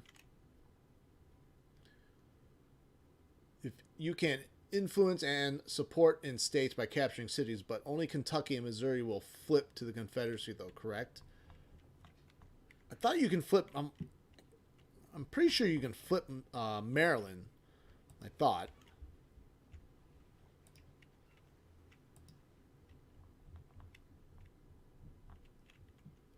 But Maryland seems harder to flip than Kentucky.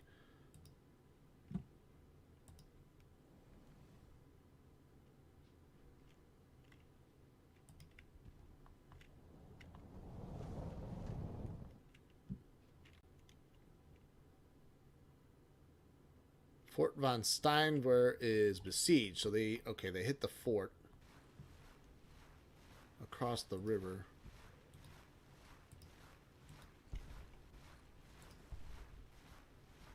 Okay, that Union Corps retreats. It looked like they retreated back.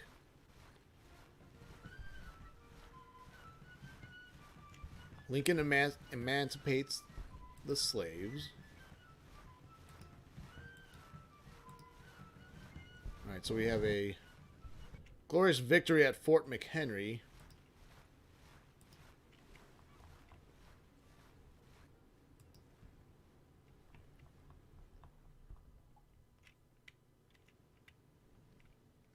Yeah, keeping it flipped, yeah. I've seen in earlier versions of the game. I've seen Maryland flip without me even knowing it. I was looking at the official records. I'm like, oh, Maryland flipped, and then it flipped back right away. So national morale at 100 for the Confederates. Now what's going on with this siege? Oh, they're about to win the siege. McClellan.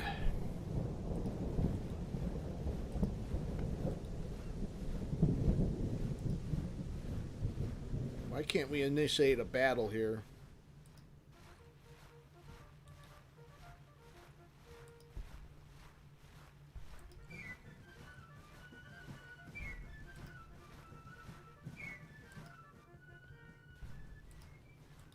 Do we need to go? Well, we might have to march to the fort. That's it.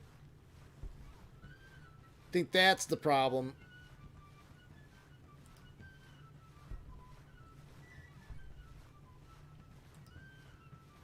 No, we still haven't entered.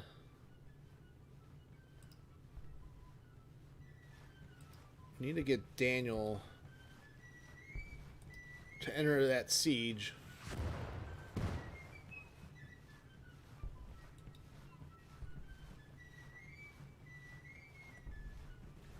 Alright, well. We'll probably lose the fort, but then we'll probably battle McClellan. Alright, Smith. He's got a perk.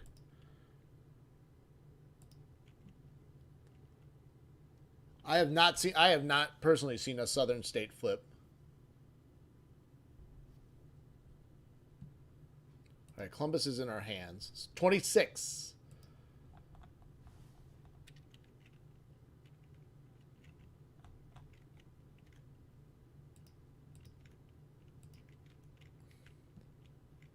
Think we can take Mansfield?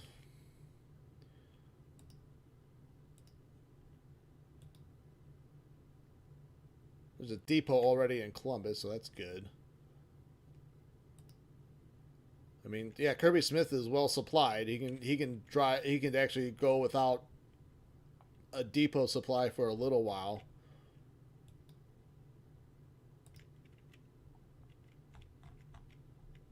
Yeah, Columbus is in our hands. We'll probably detach. We'll let Kirby Smith go on his own while Johnston makes sure that Cincinnati does not fall. Because there's still that second corps there. Where's Hood? Did Hood make it to Evansville yet? No. Holmes's corps is Orange Readiness. Why don't we see if Price can't move towards Salem?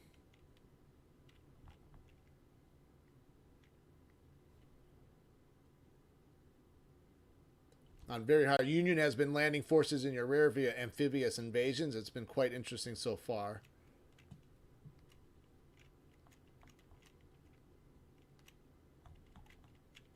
We might have a battle here in southern Pennsylvania.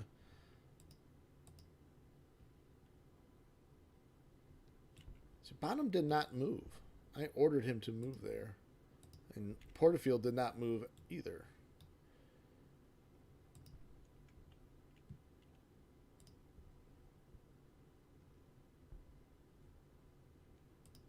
Okay, there we go.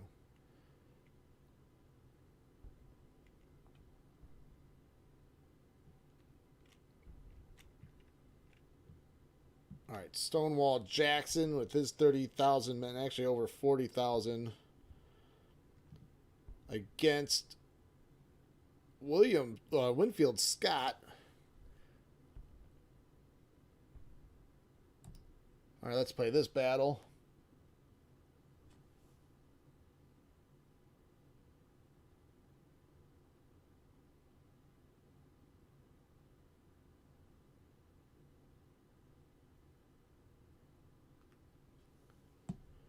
Union fields 25,000 men under Major General Scott. Confederacy fields 44,000.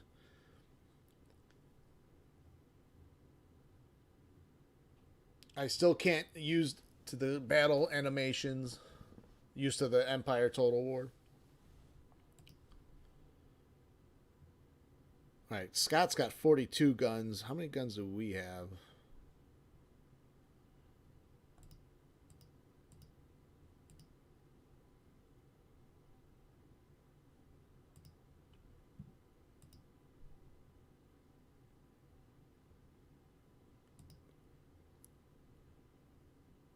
It shows the, all right, 31, 87. We have 87. Wow, nice.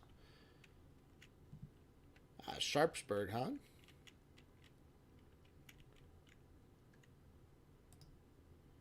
So we got Bottoms Corps here. Porterfield will arrive in 9 hours, but it's already noon.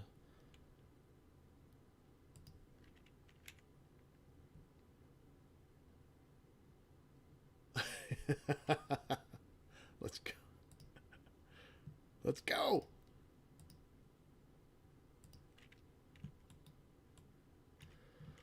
All right, where are they going to arrive? Oh, we could form up like a actual, or at least the northern attack, like the historical Antietam.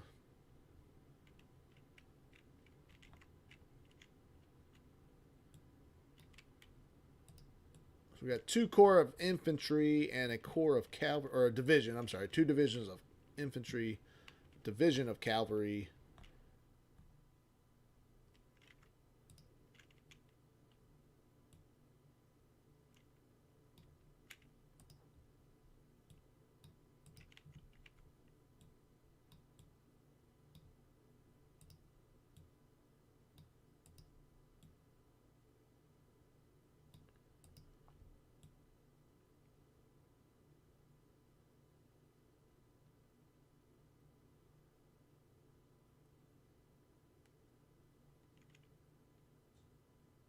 Yeah, well, yeah, you should get rifles from Arms Agent.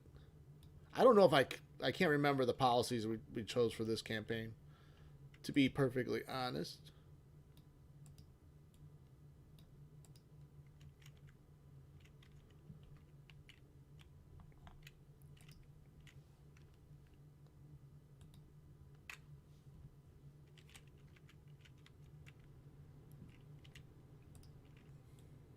I'd be surprised if it gave you the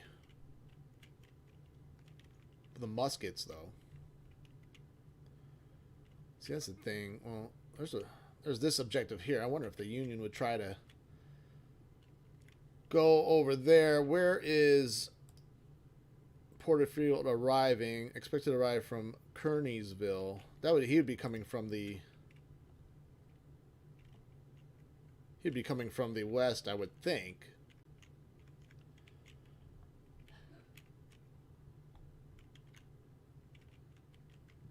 I only have 17 points. We'll save them. All right, why don't we play this? Oh, we should probably scout around, huh?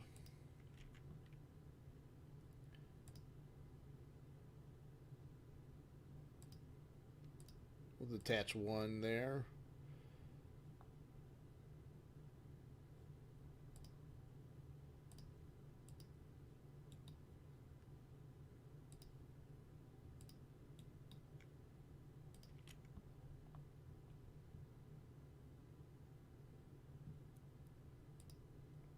Which feature is that? What I should have done was detached 1 cavalry brigade for over here.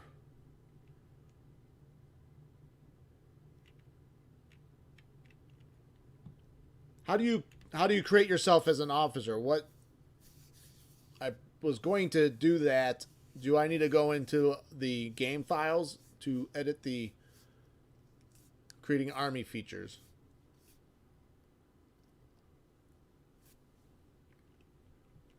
That is something we'll definitely do.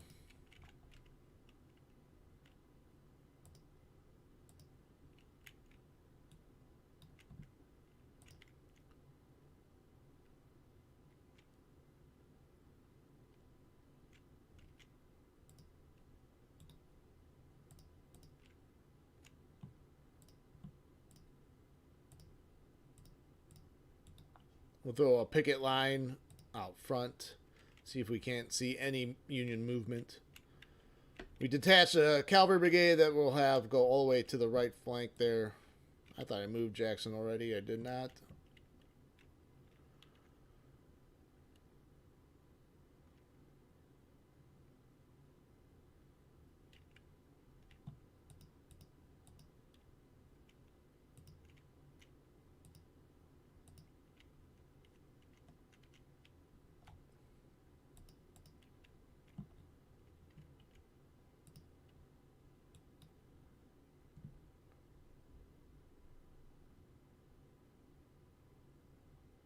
Alright, so just scouting around. Probably go times 10 here. Alright, they're coming straight down the road. So we can use our cavalry to cross and get in on their flank. We'll actually cross here.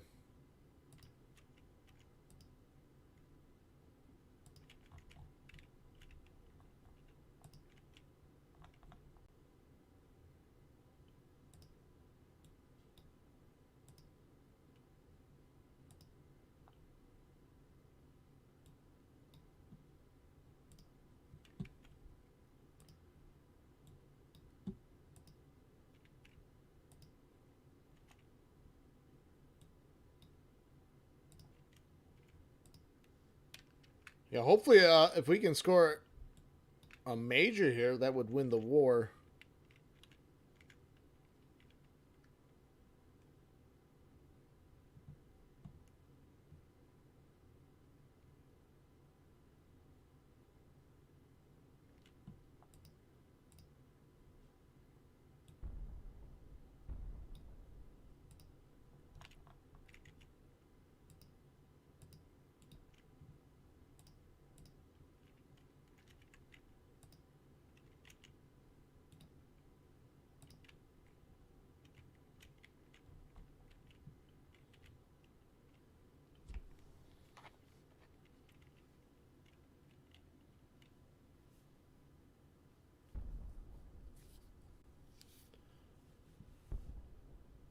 Well, they call this the Battle of Hackerstown, not the Battle of Sharpsburg.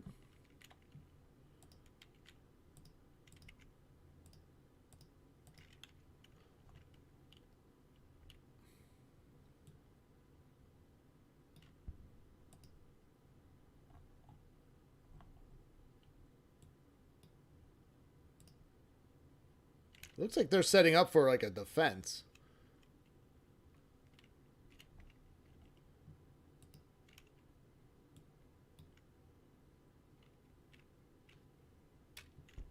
Oh, they did cross a unit over here. That's interesting. They actually scouted out with some infantry.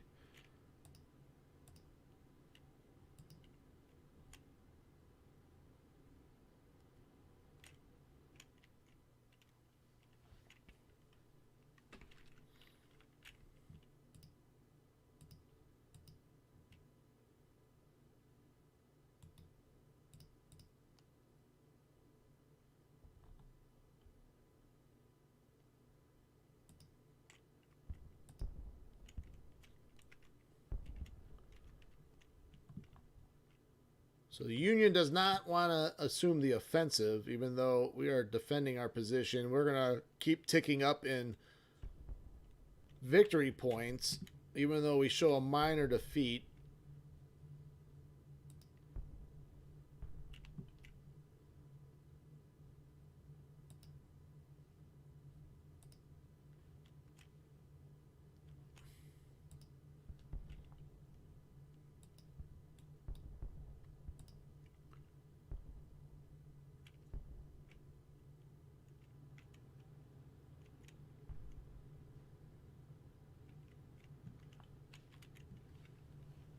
So now we've got the minor victory. I would assume that that would force the Union to try to attack.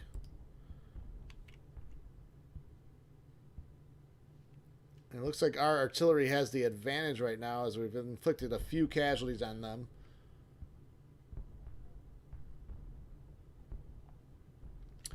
The South Carolinians are not a fan of Sherman.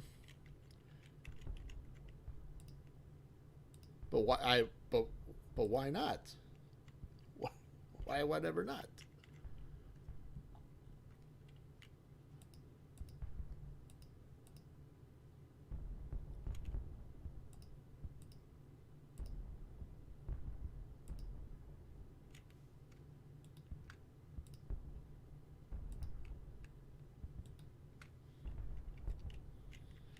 I feel like we could roll up their right.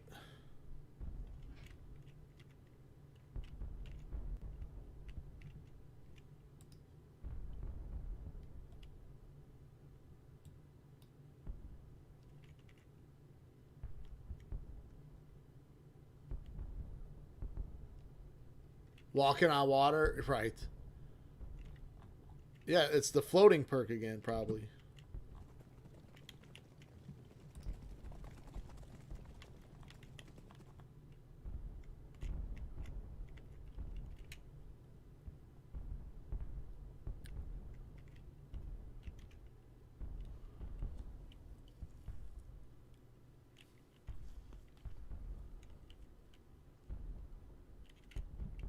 So, game of chicken here.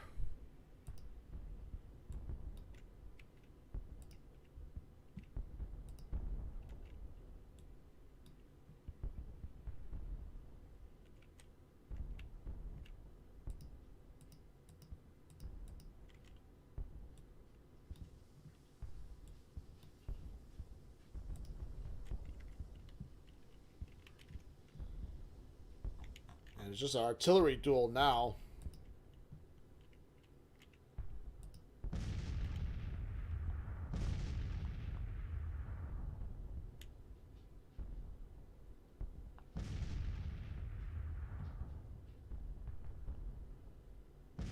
We have the advantage, though. Our guns seem to be getting the better of their guns.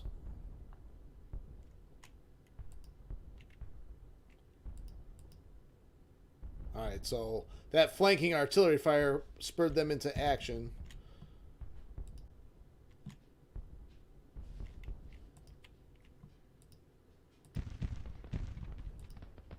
I gotta pull these guys. I forgot I had that picket line there. They're gonna get destroyed. Oh, their reinforcements arrived. Oh, it wasn't that many, though.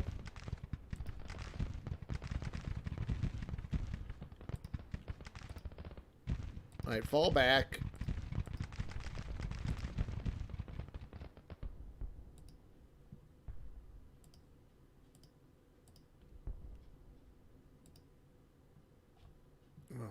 We should have taken position in the sunken road. We put the skirmishers there. Oh, it's already 5 in the evening.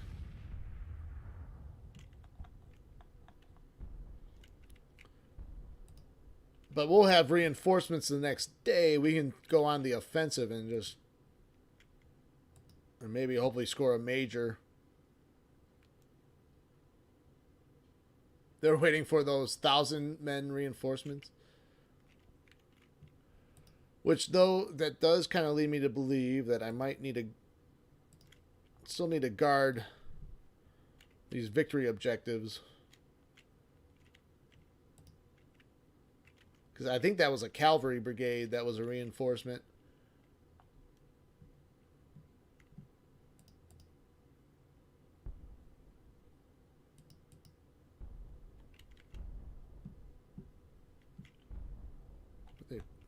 They're trying to fire on Walker there. Troops resupplied, and they are going to fight this next day. Siegel arrives, and Porterfield arrives, bringing our numbers. Oh wow! So it looks like Siegel was not. It's probably just a headquarter unit. They probably haven't recruited the men yet.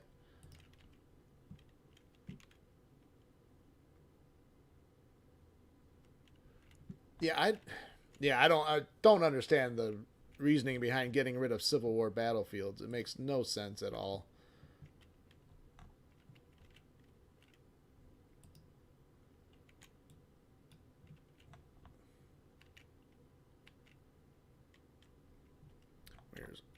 All right, there's Porterfield.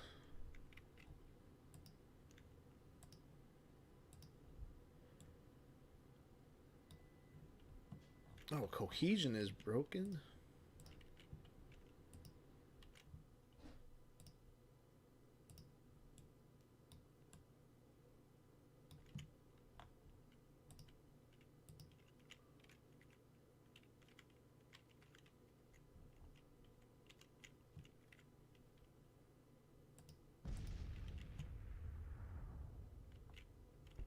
All right, let's get our reinforcements here. And I think we could probably set up an attack on their right flank, I'm thinking, once our reinforcements arrive. Although the roads go straight into Sharpsburg. Although we can take this road. Okay, we can do that.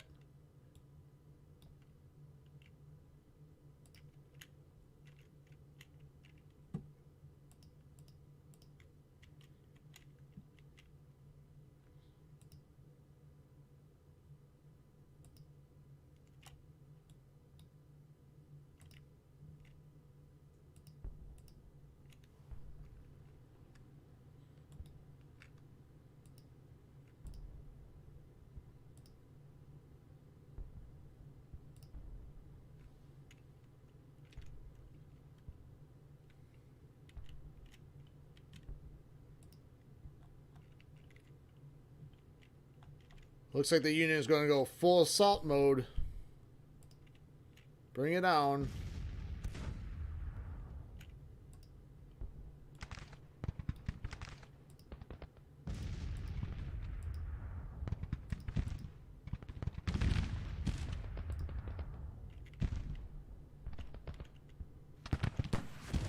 Well, they're going all out attack.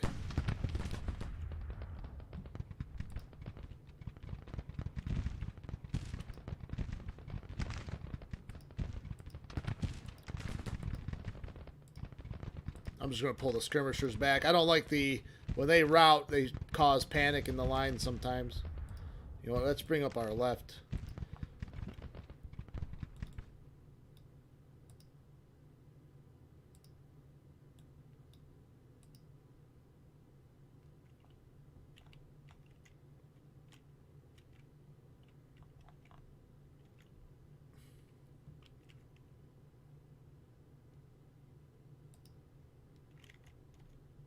Yeah, that's what I'm going to bring up. Move our left forward a little bit so we can get some flanking fire there.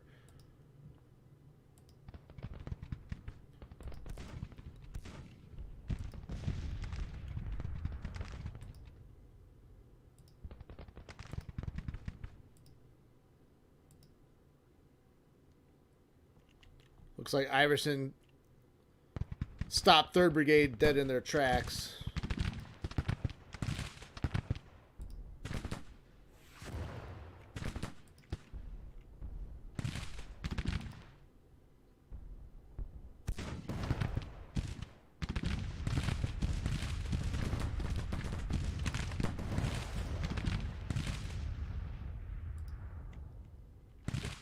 Iverson will try to use short-range fire.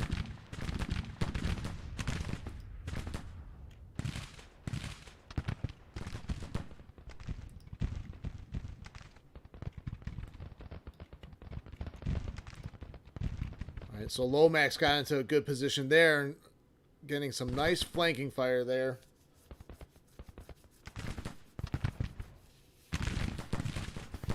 Hey, VL, thanks for joining the stream. You have a very good day at work. Don't work too hard.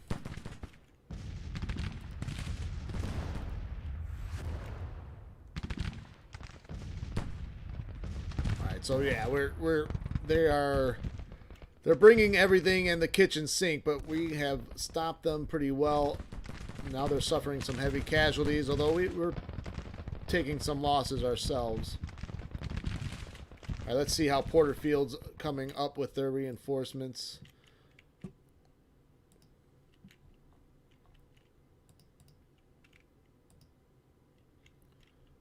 Let's order McIntosh across.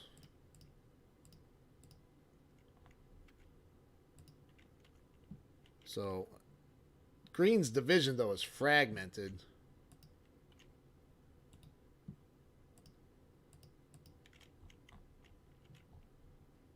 Oh, there'll be a cavalry engagement on the flanks. About 1,700. How much do we have? Clark's about 22, so we outnumber them.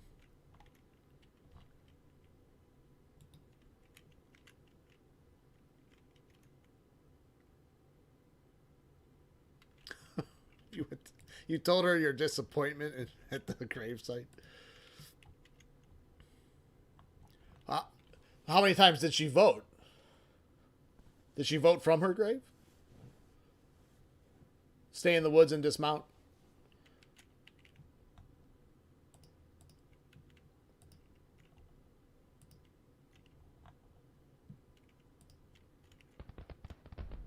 I'm disappointed in my deceased relatives that voted 5 times for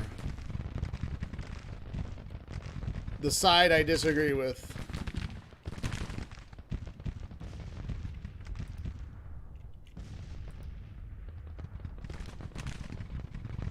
She voted 5 times. That's it?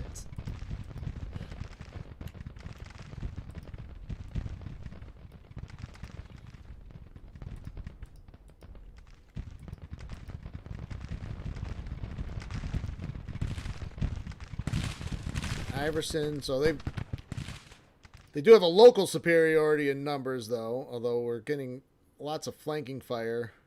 1,100 casualties racked up. Trying to get Walker over there on the flank. Our guns are firing. She was tired.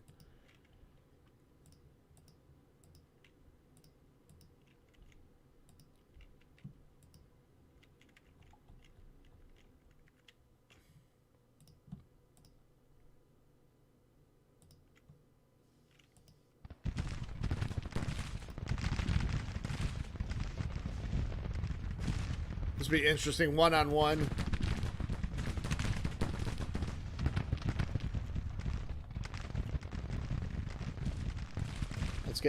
Let's get the general over there to give him the moral support. Oh, Pemberton's there in reserve.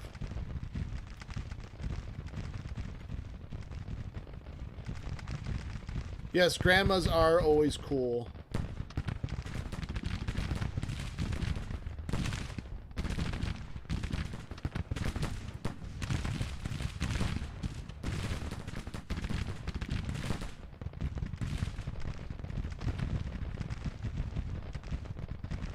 We got Walker on the flank there.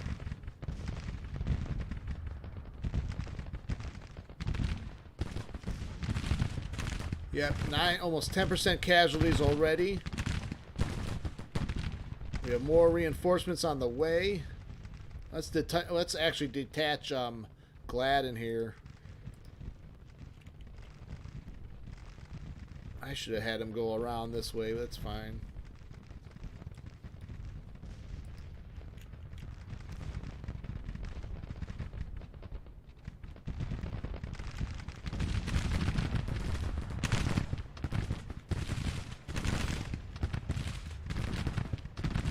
Clark has fallen. It's at the...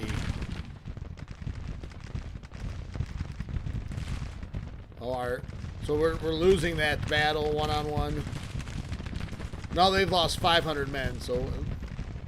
Although we lost our commander.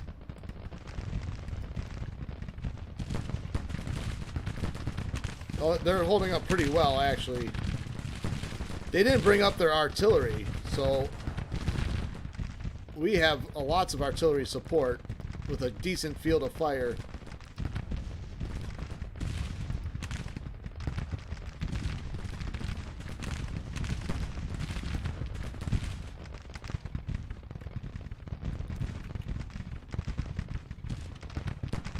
Yeah, they're paying the price right now.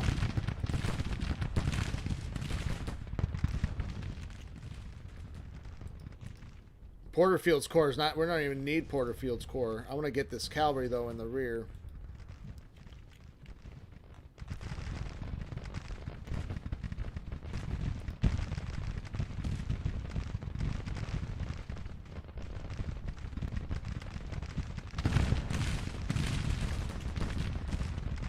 Yeah, I could probably fall back, Clark.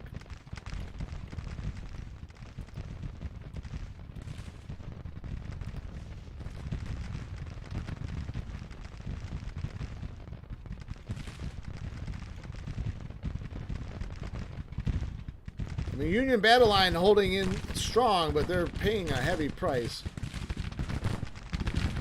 21% casualties already on the Union side.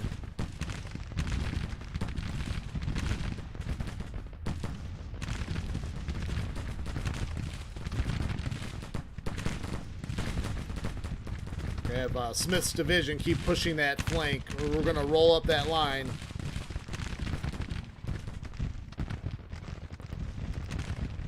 Yeah, they kept their artillery way back. But Clark was able to break the cavalry brigade that they were going mano a mano.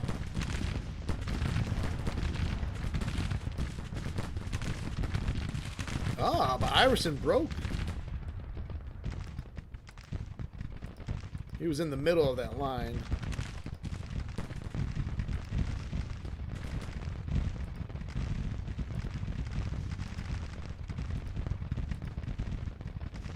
Although the Union, it looks like the Union is falling back.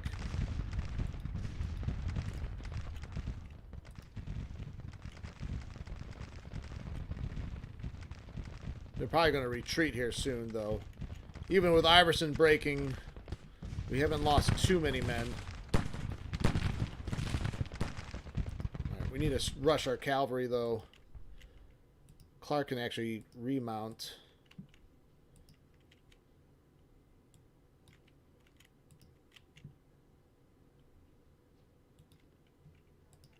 I mean, we should be able to... We don't even have to surround them. I still think we're going to get the major.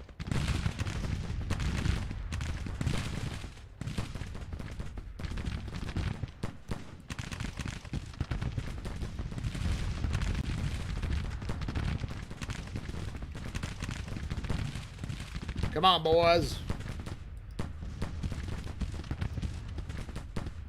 Oh, that's not what I want to do. Alright, Lomax can move forward. Maxie, let's try to get Maxie in around there.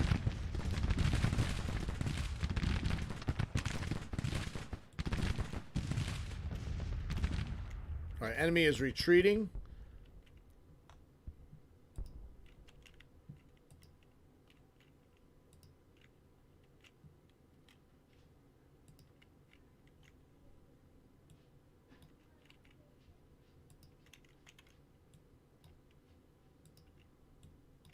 So Porterfield's corps not even needed.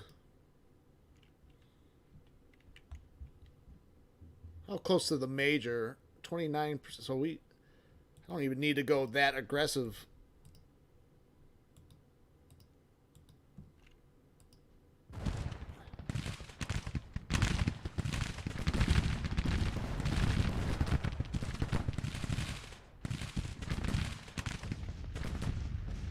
Now, they are finally bringing up some artillery support. That might stop us a little bit. That might slow our pursuit down.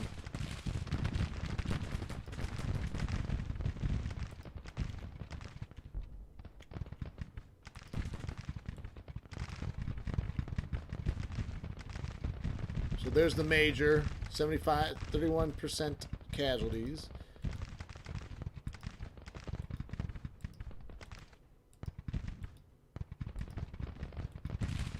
And then now the Union brigades now breaking left and right. 8,000 casualties.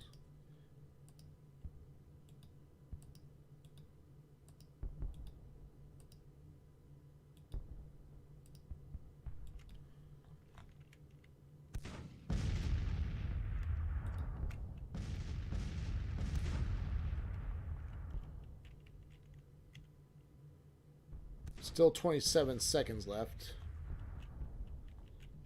Now these are foreign brigades. I don't want to engage with my cavalry, to be honest.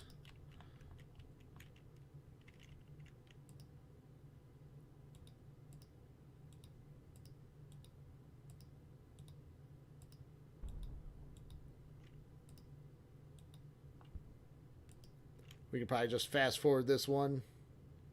Yeah, almost 35% casualties.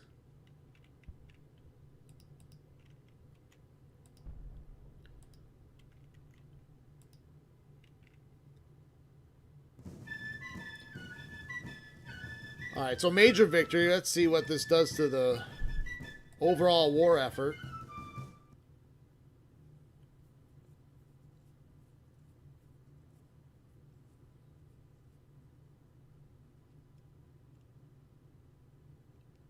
Major victory. Battle of Hackerstown ended April 15th, 1862. Our own losses amount to 2,800.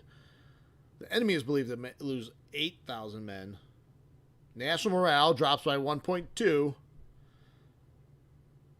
While our military experience rises by 1.5.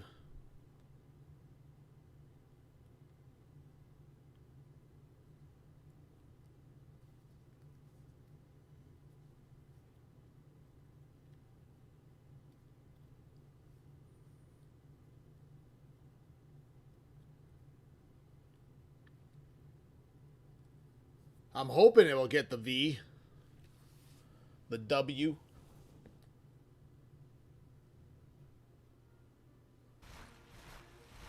Glorious victory at Hackerstown. Second Corps fleeing in panic. Colonel Vanderveer loses face.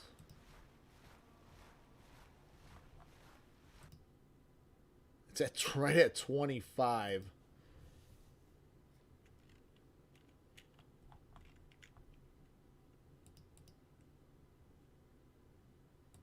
Well, they're not at the table yet.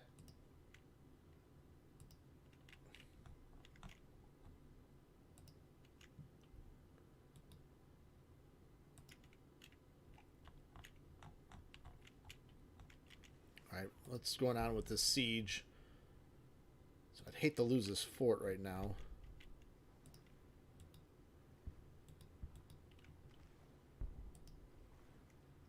So not quite the victory yet. It takes a day or two.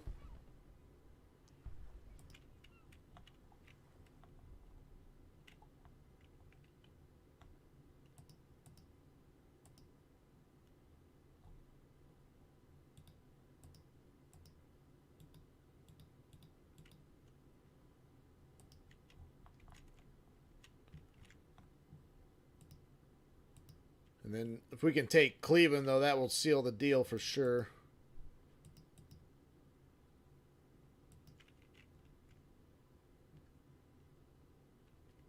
Right, that makes sense. It looks like they're going to try to engage another battle, maybe, although some of the units are retreating.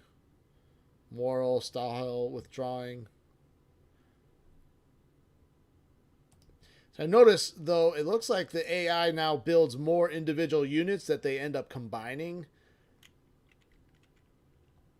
And I don't think that's a good thing. We'll see if we can take Harrisburg.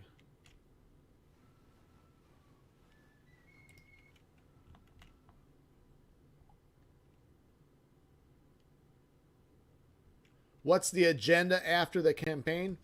I was going to leave that up to you guys. We were talking about another campaign. But there's a couple things. We can try a Confederate campaign, defensive only maybe, where with maybe some ground rules. We could try a Union campaign. We can even try a different game. I was going to leave it up to you guys. Maybe leave some comments after this video and let me know what your thoughts are.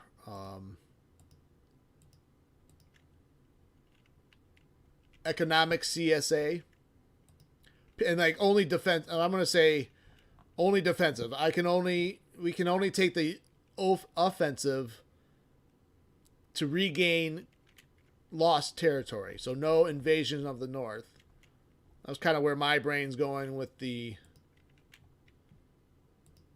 new Confederate campaign.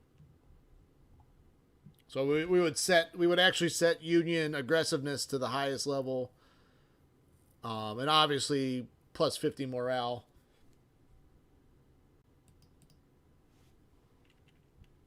All right, come on, Kirby Smith, get moving. So I might need a. He's in telegraph contact. He's green readiness.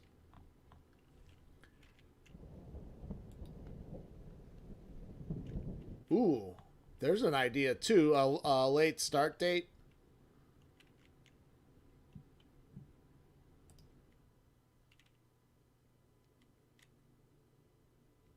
See why these Union forces are retreating south.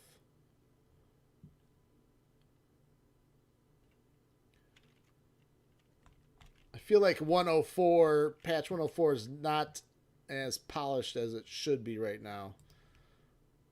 It felt better after they've done some hot fixes. It's like 104.19, and I'm not liking. I don't like all these little units.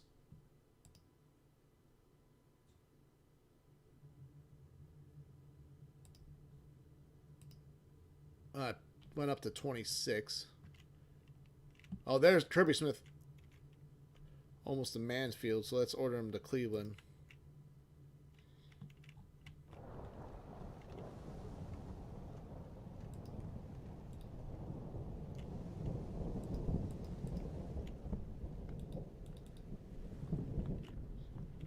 Where's Hood? Has Hood arrived to Evansville? Oh, we were waiting for his readiness.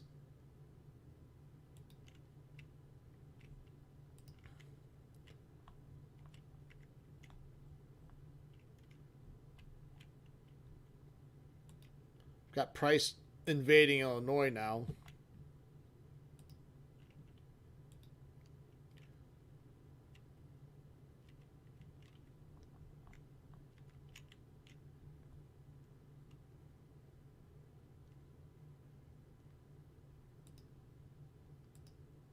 Oh, there's a Union Corps at Frederick.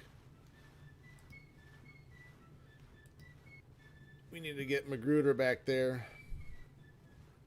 They haven't laid siege yet. We got that Fort Lindsay garrison right there.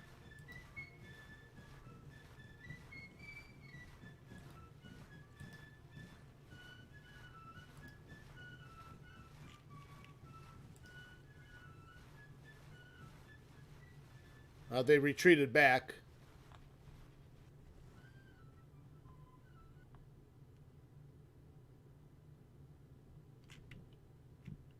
All right, come on, Kirby Smith. Let's take Cleveland. What? They just popped up to 32. Ugh. Not going to happen. Oh, you got to be kidding me. Why did their national morale just pop up to 32?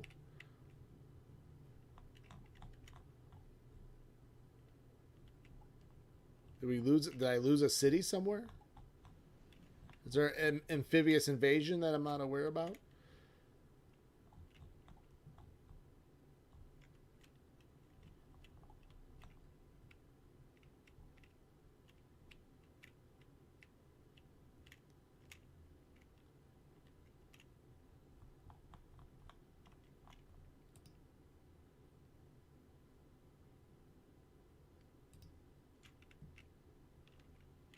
We have Cincinnati, Columbus about to take Cleveland. Yeah, I don't know what caused the... You know what? I think we actually had Harrisburg. And then it went back to the Union.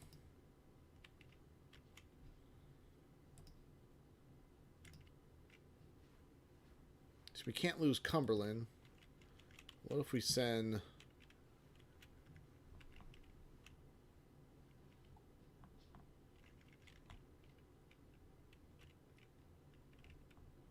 That's what happened. Harrisburg was actually under our control. And then it just went back to the Union.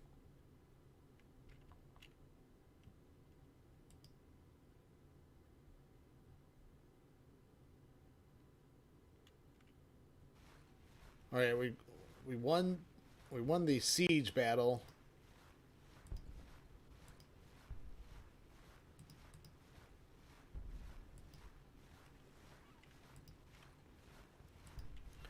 But Cleveland's a bigger prize than Harrisburg, or it should be. So we are securing Cleveland right now.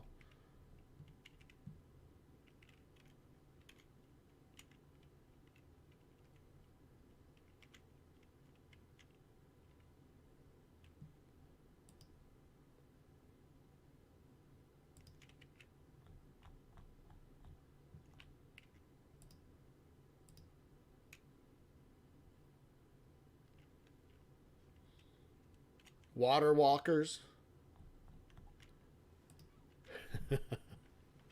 The walk on water perk.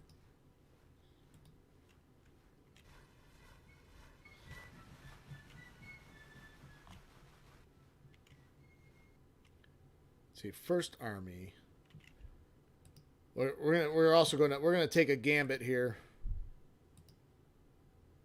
I want to see if we can't take Philadelphia. They do have a fort there,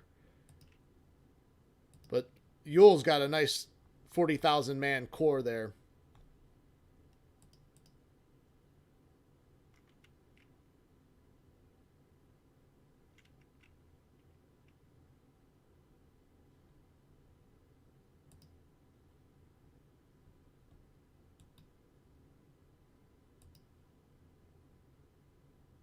He doesn't want to budge. Come on, Yule. Come on, Yule.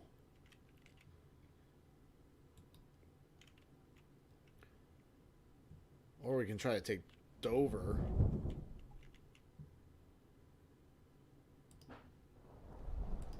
Right, did Cleveland fall? Yes, Cleveland is in our hands. Only brings national morale back down to 29.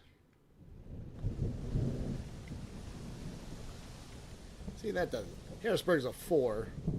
If we can take Philadelphia.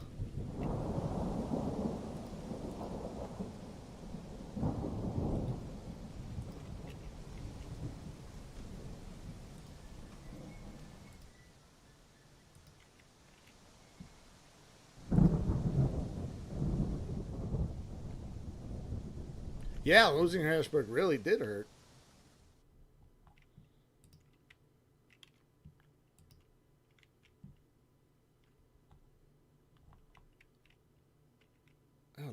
I don't think there's any Union forces in Indiana.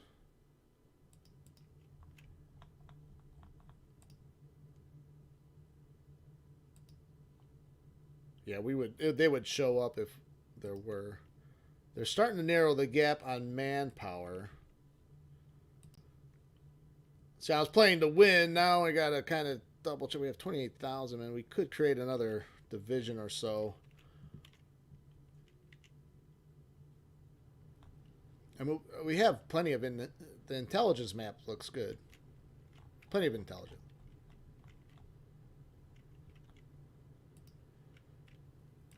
Although we're all stretched out here, now we could.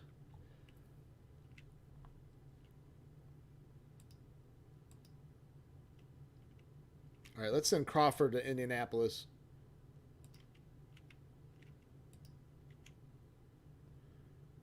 And then we could try to send Price to.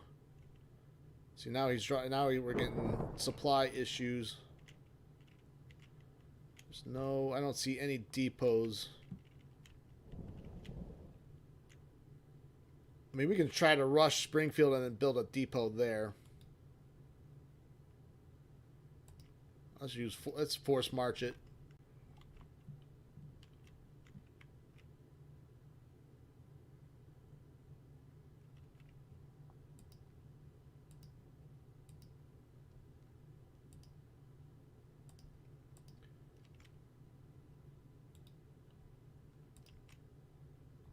All right, Holmes has got to take Evansville.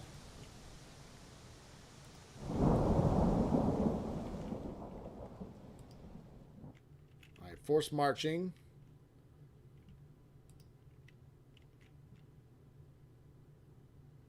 Let's keep an eye on. He's got provisions, so even though he's not, his supply ratio is bad.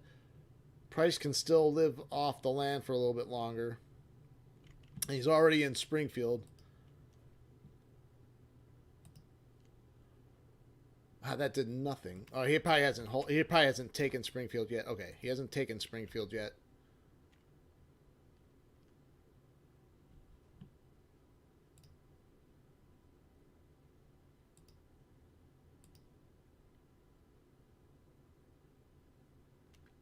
Anything specifically you want to look at in the production menu?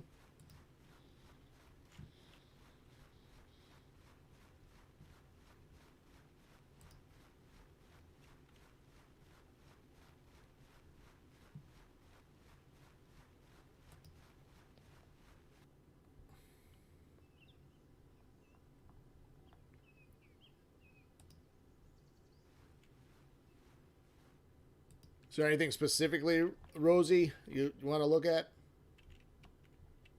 Look at arty pieces?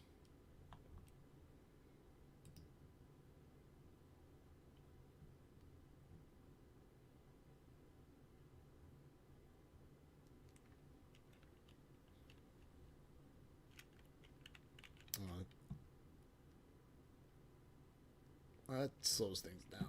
Why is it slow?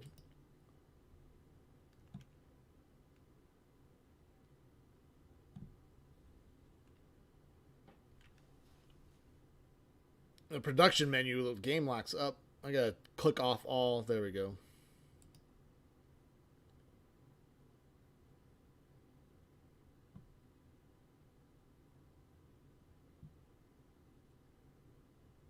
What, the efficiency or the value? Corporate tax?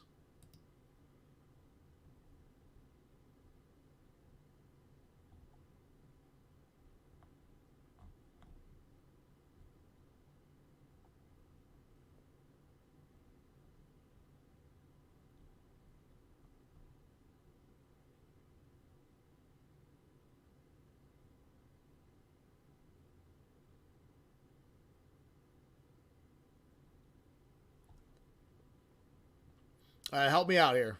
You said the production menu.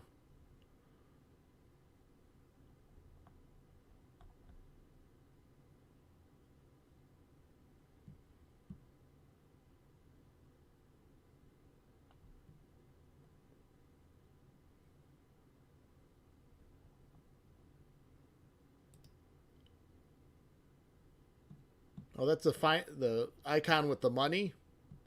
Are you talking about the finance tab?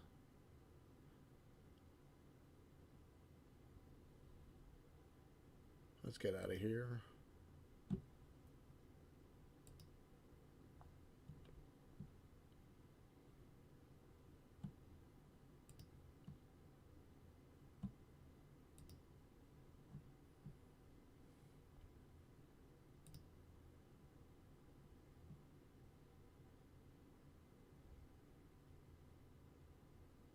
Oh, goods and trade.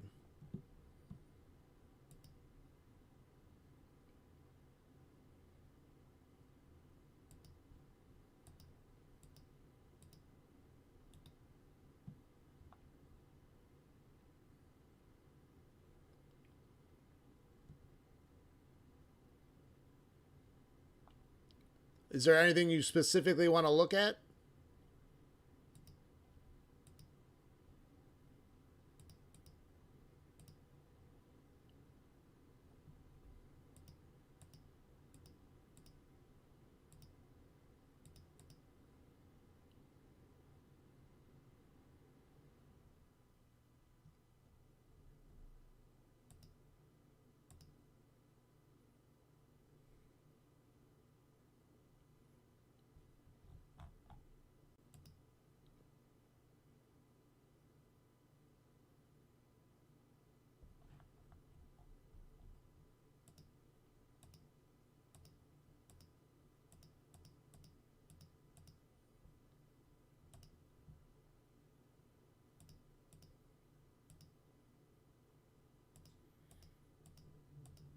Small arms ammunition.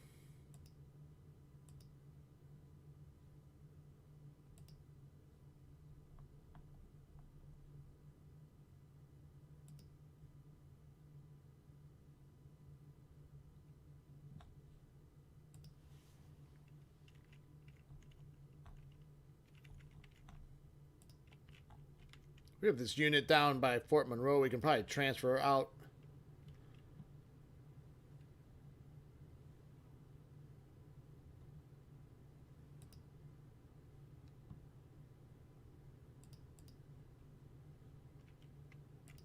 So I don't think they're not defending Indiana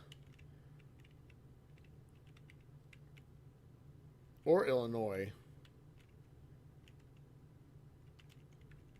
But it looks like they're trying to. Oh, they lay siege to our fort here.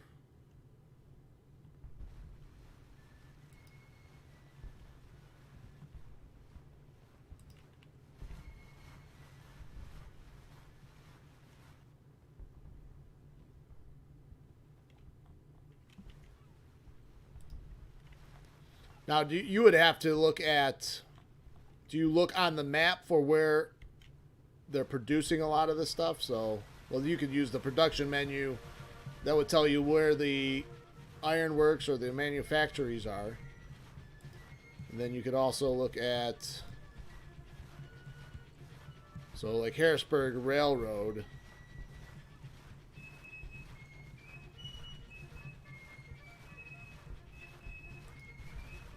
So we got a lot of gunpowder coming through Reading.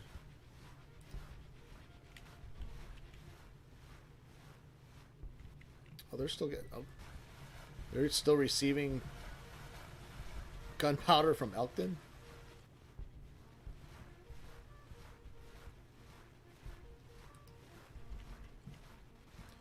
We have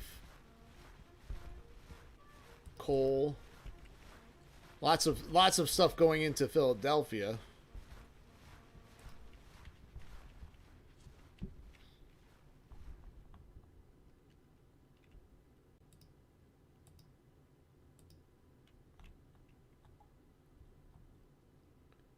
I'm going to move Magruder back towards Johnston's corps.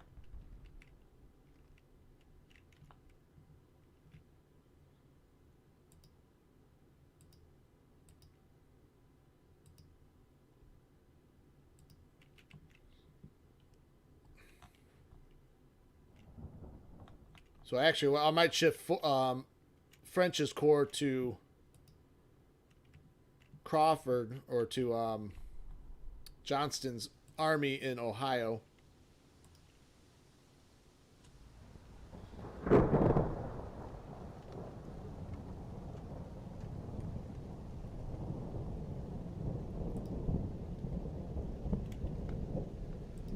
right, let's transfer the army.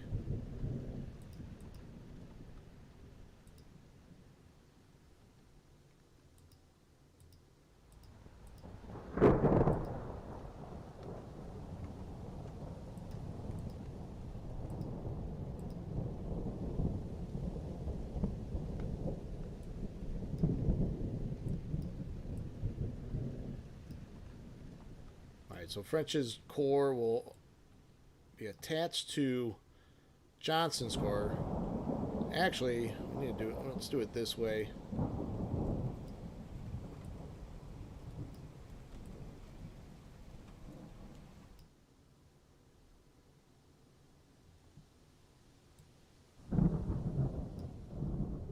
So they'll arrive there in 13 days.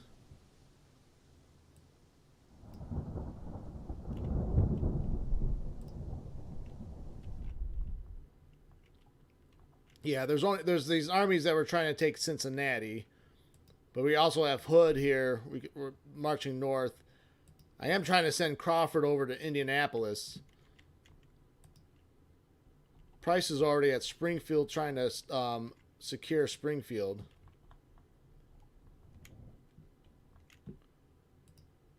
I'm gonna leave Smith at Cleveland to guard Cleveland. We're trying to take Philadelphia.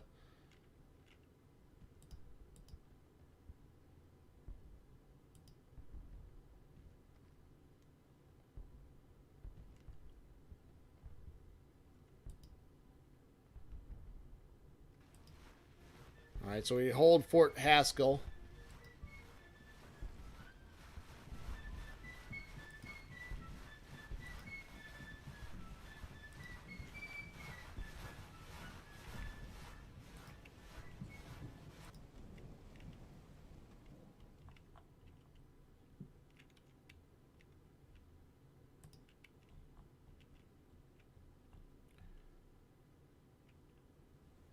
We'll wait until we get French's corps to Johnston. They're about 13 days away. I'd like to just send Crawford to Indianapolis, but I can use Hood to do that.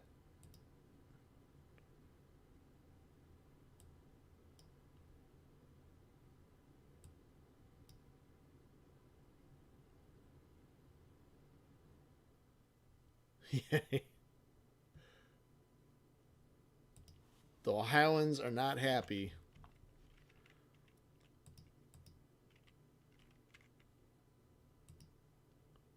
So national morale back down to 28 on the Union side.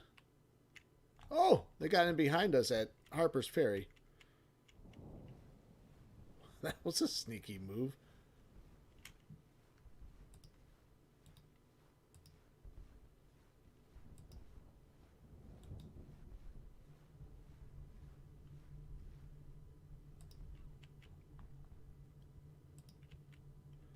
Did they go up the Potomac and do that? If so, that was pretty good. King Cotton 1 policy selected.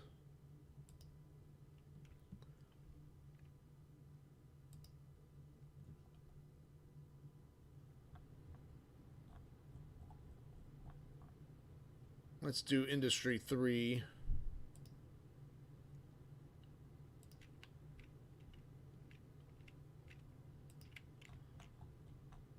And, okay, Springfield's not even under control, but is about to fall. All right, Springfield is ours. Back down to 25.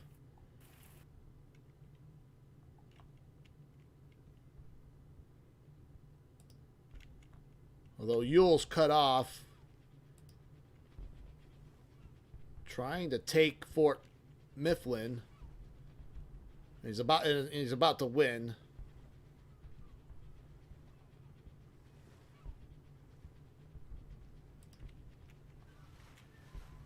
The Water Walkers again.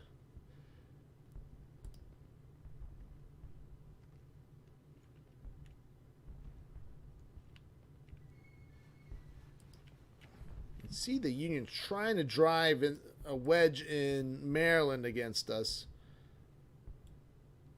Let's get Magruder back to Frederick, though.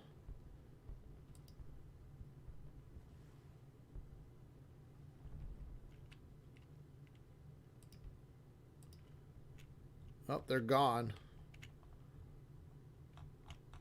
Or is his icon just on top of the Union core icon?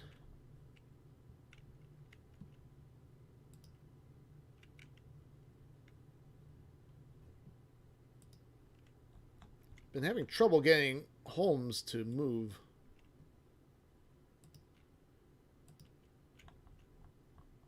If we take Evansville, that should actually, you would think that would seal the deal.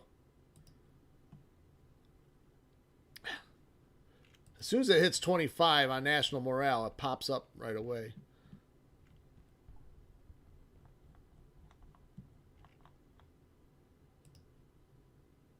Frontline map. Yeah, Ewell is a little bit isolated there.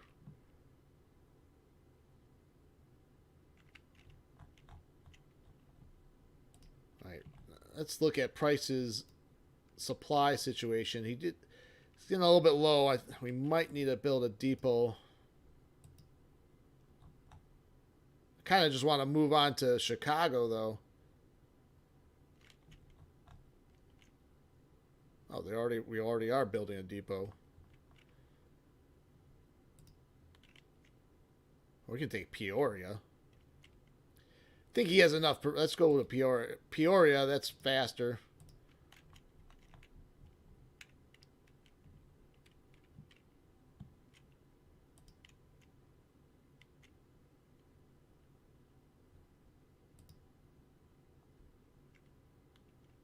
French repulsed.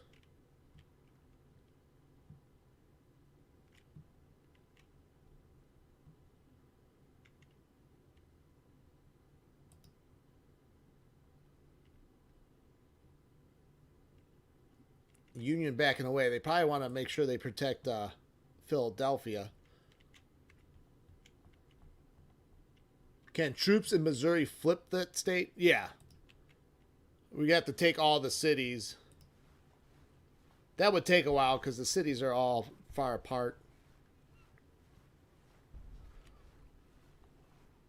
All right, I'm going to auto-resolve that.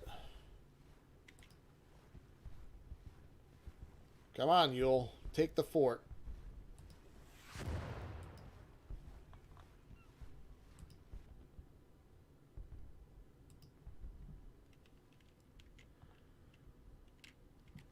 so close. So close I can feel it.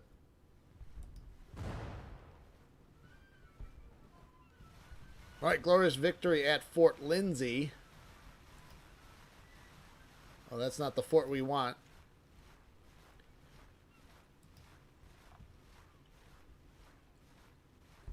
The war is over. Union sues for peace. Confederate armies triumphant. Independence. The War of the Second Independence.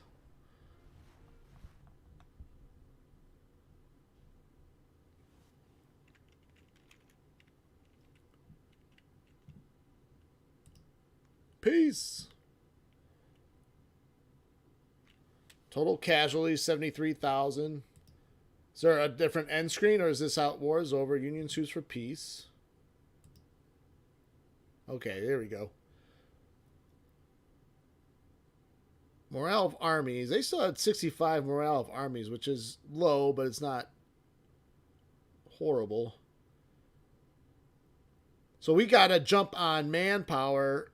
A lot of times the Union will try to match you if you pull ahead on manpower. They didn't really do that in this one.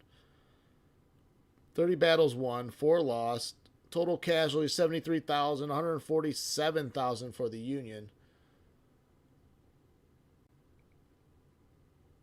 Yeah, they let the Midwest wide open.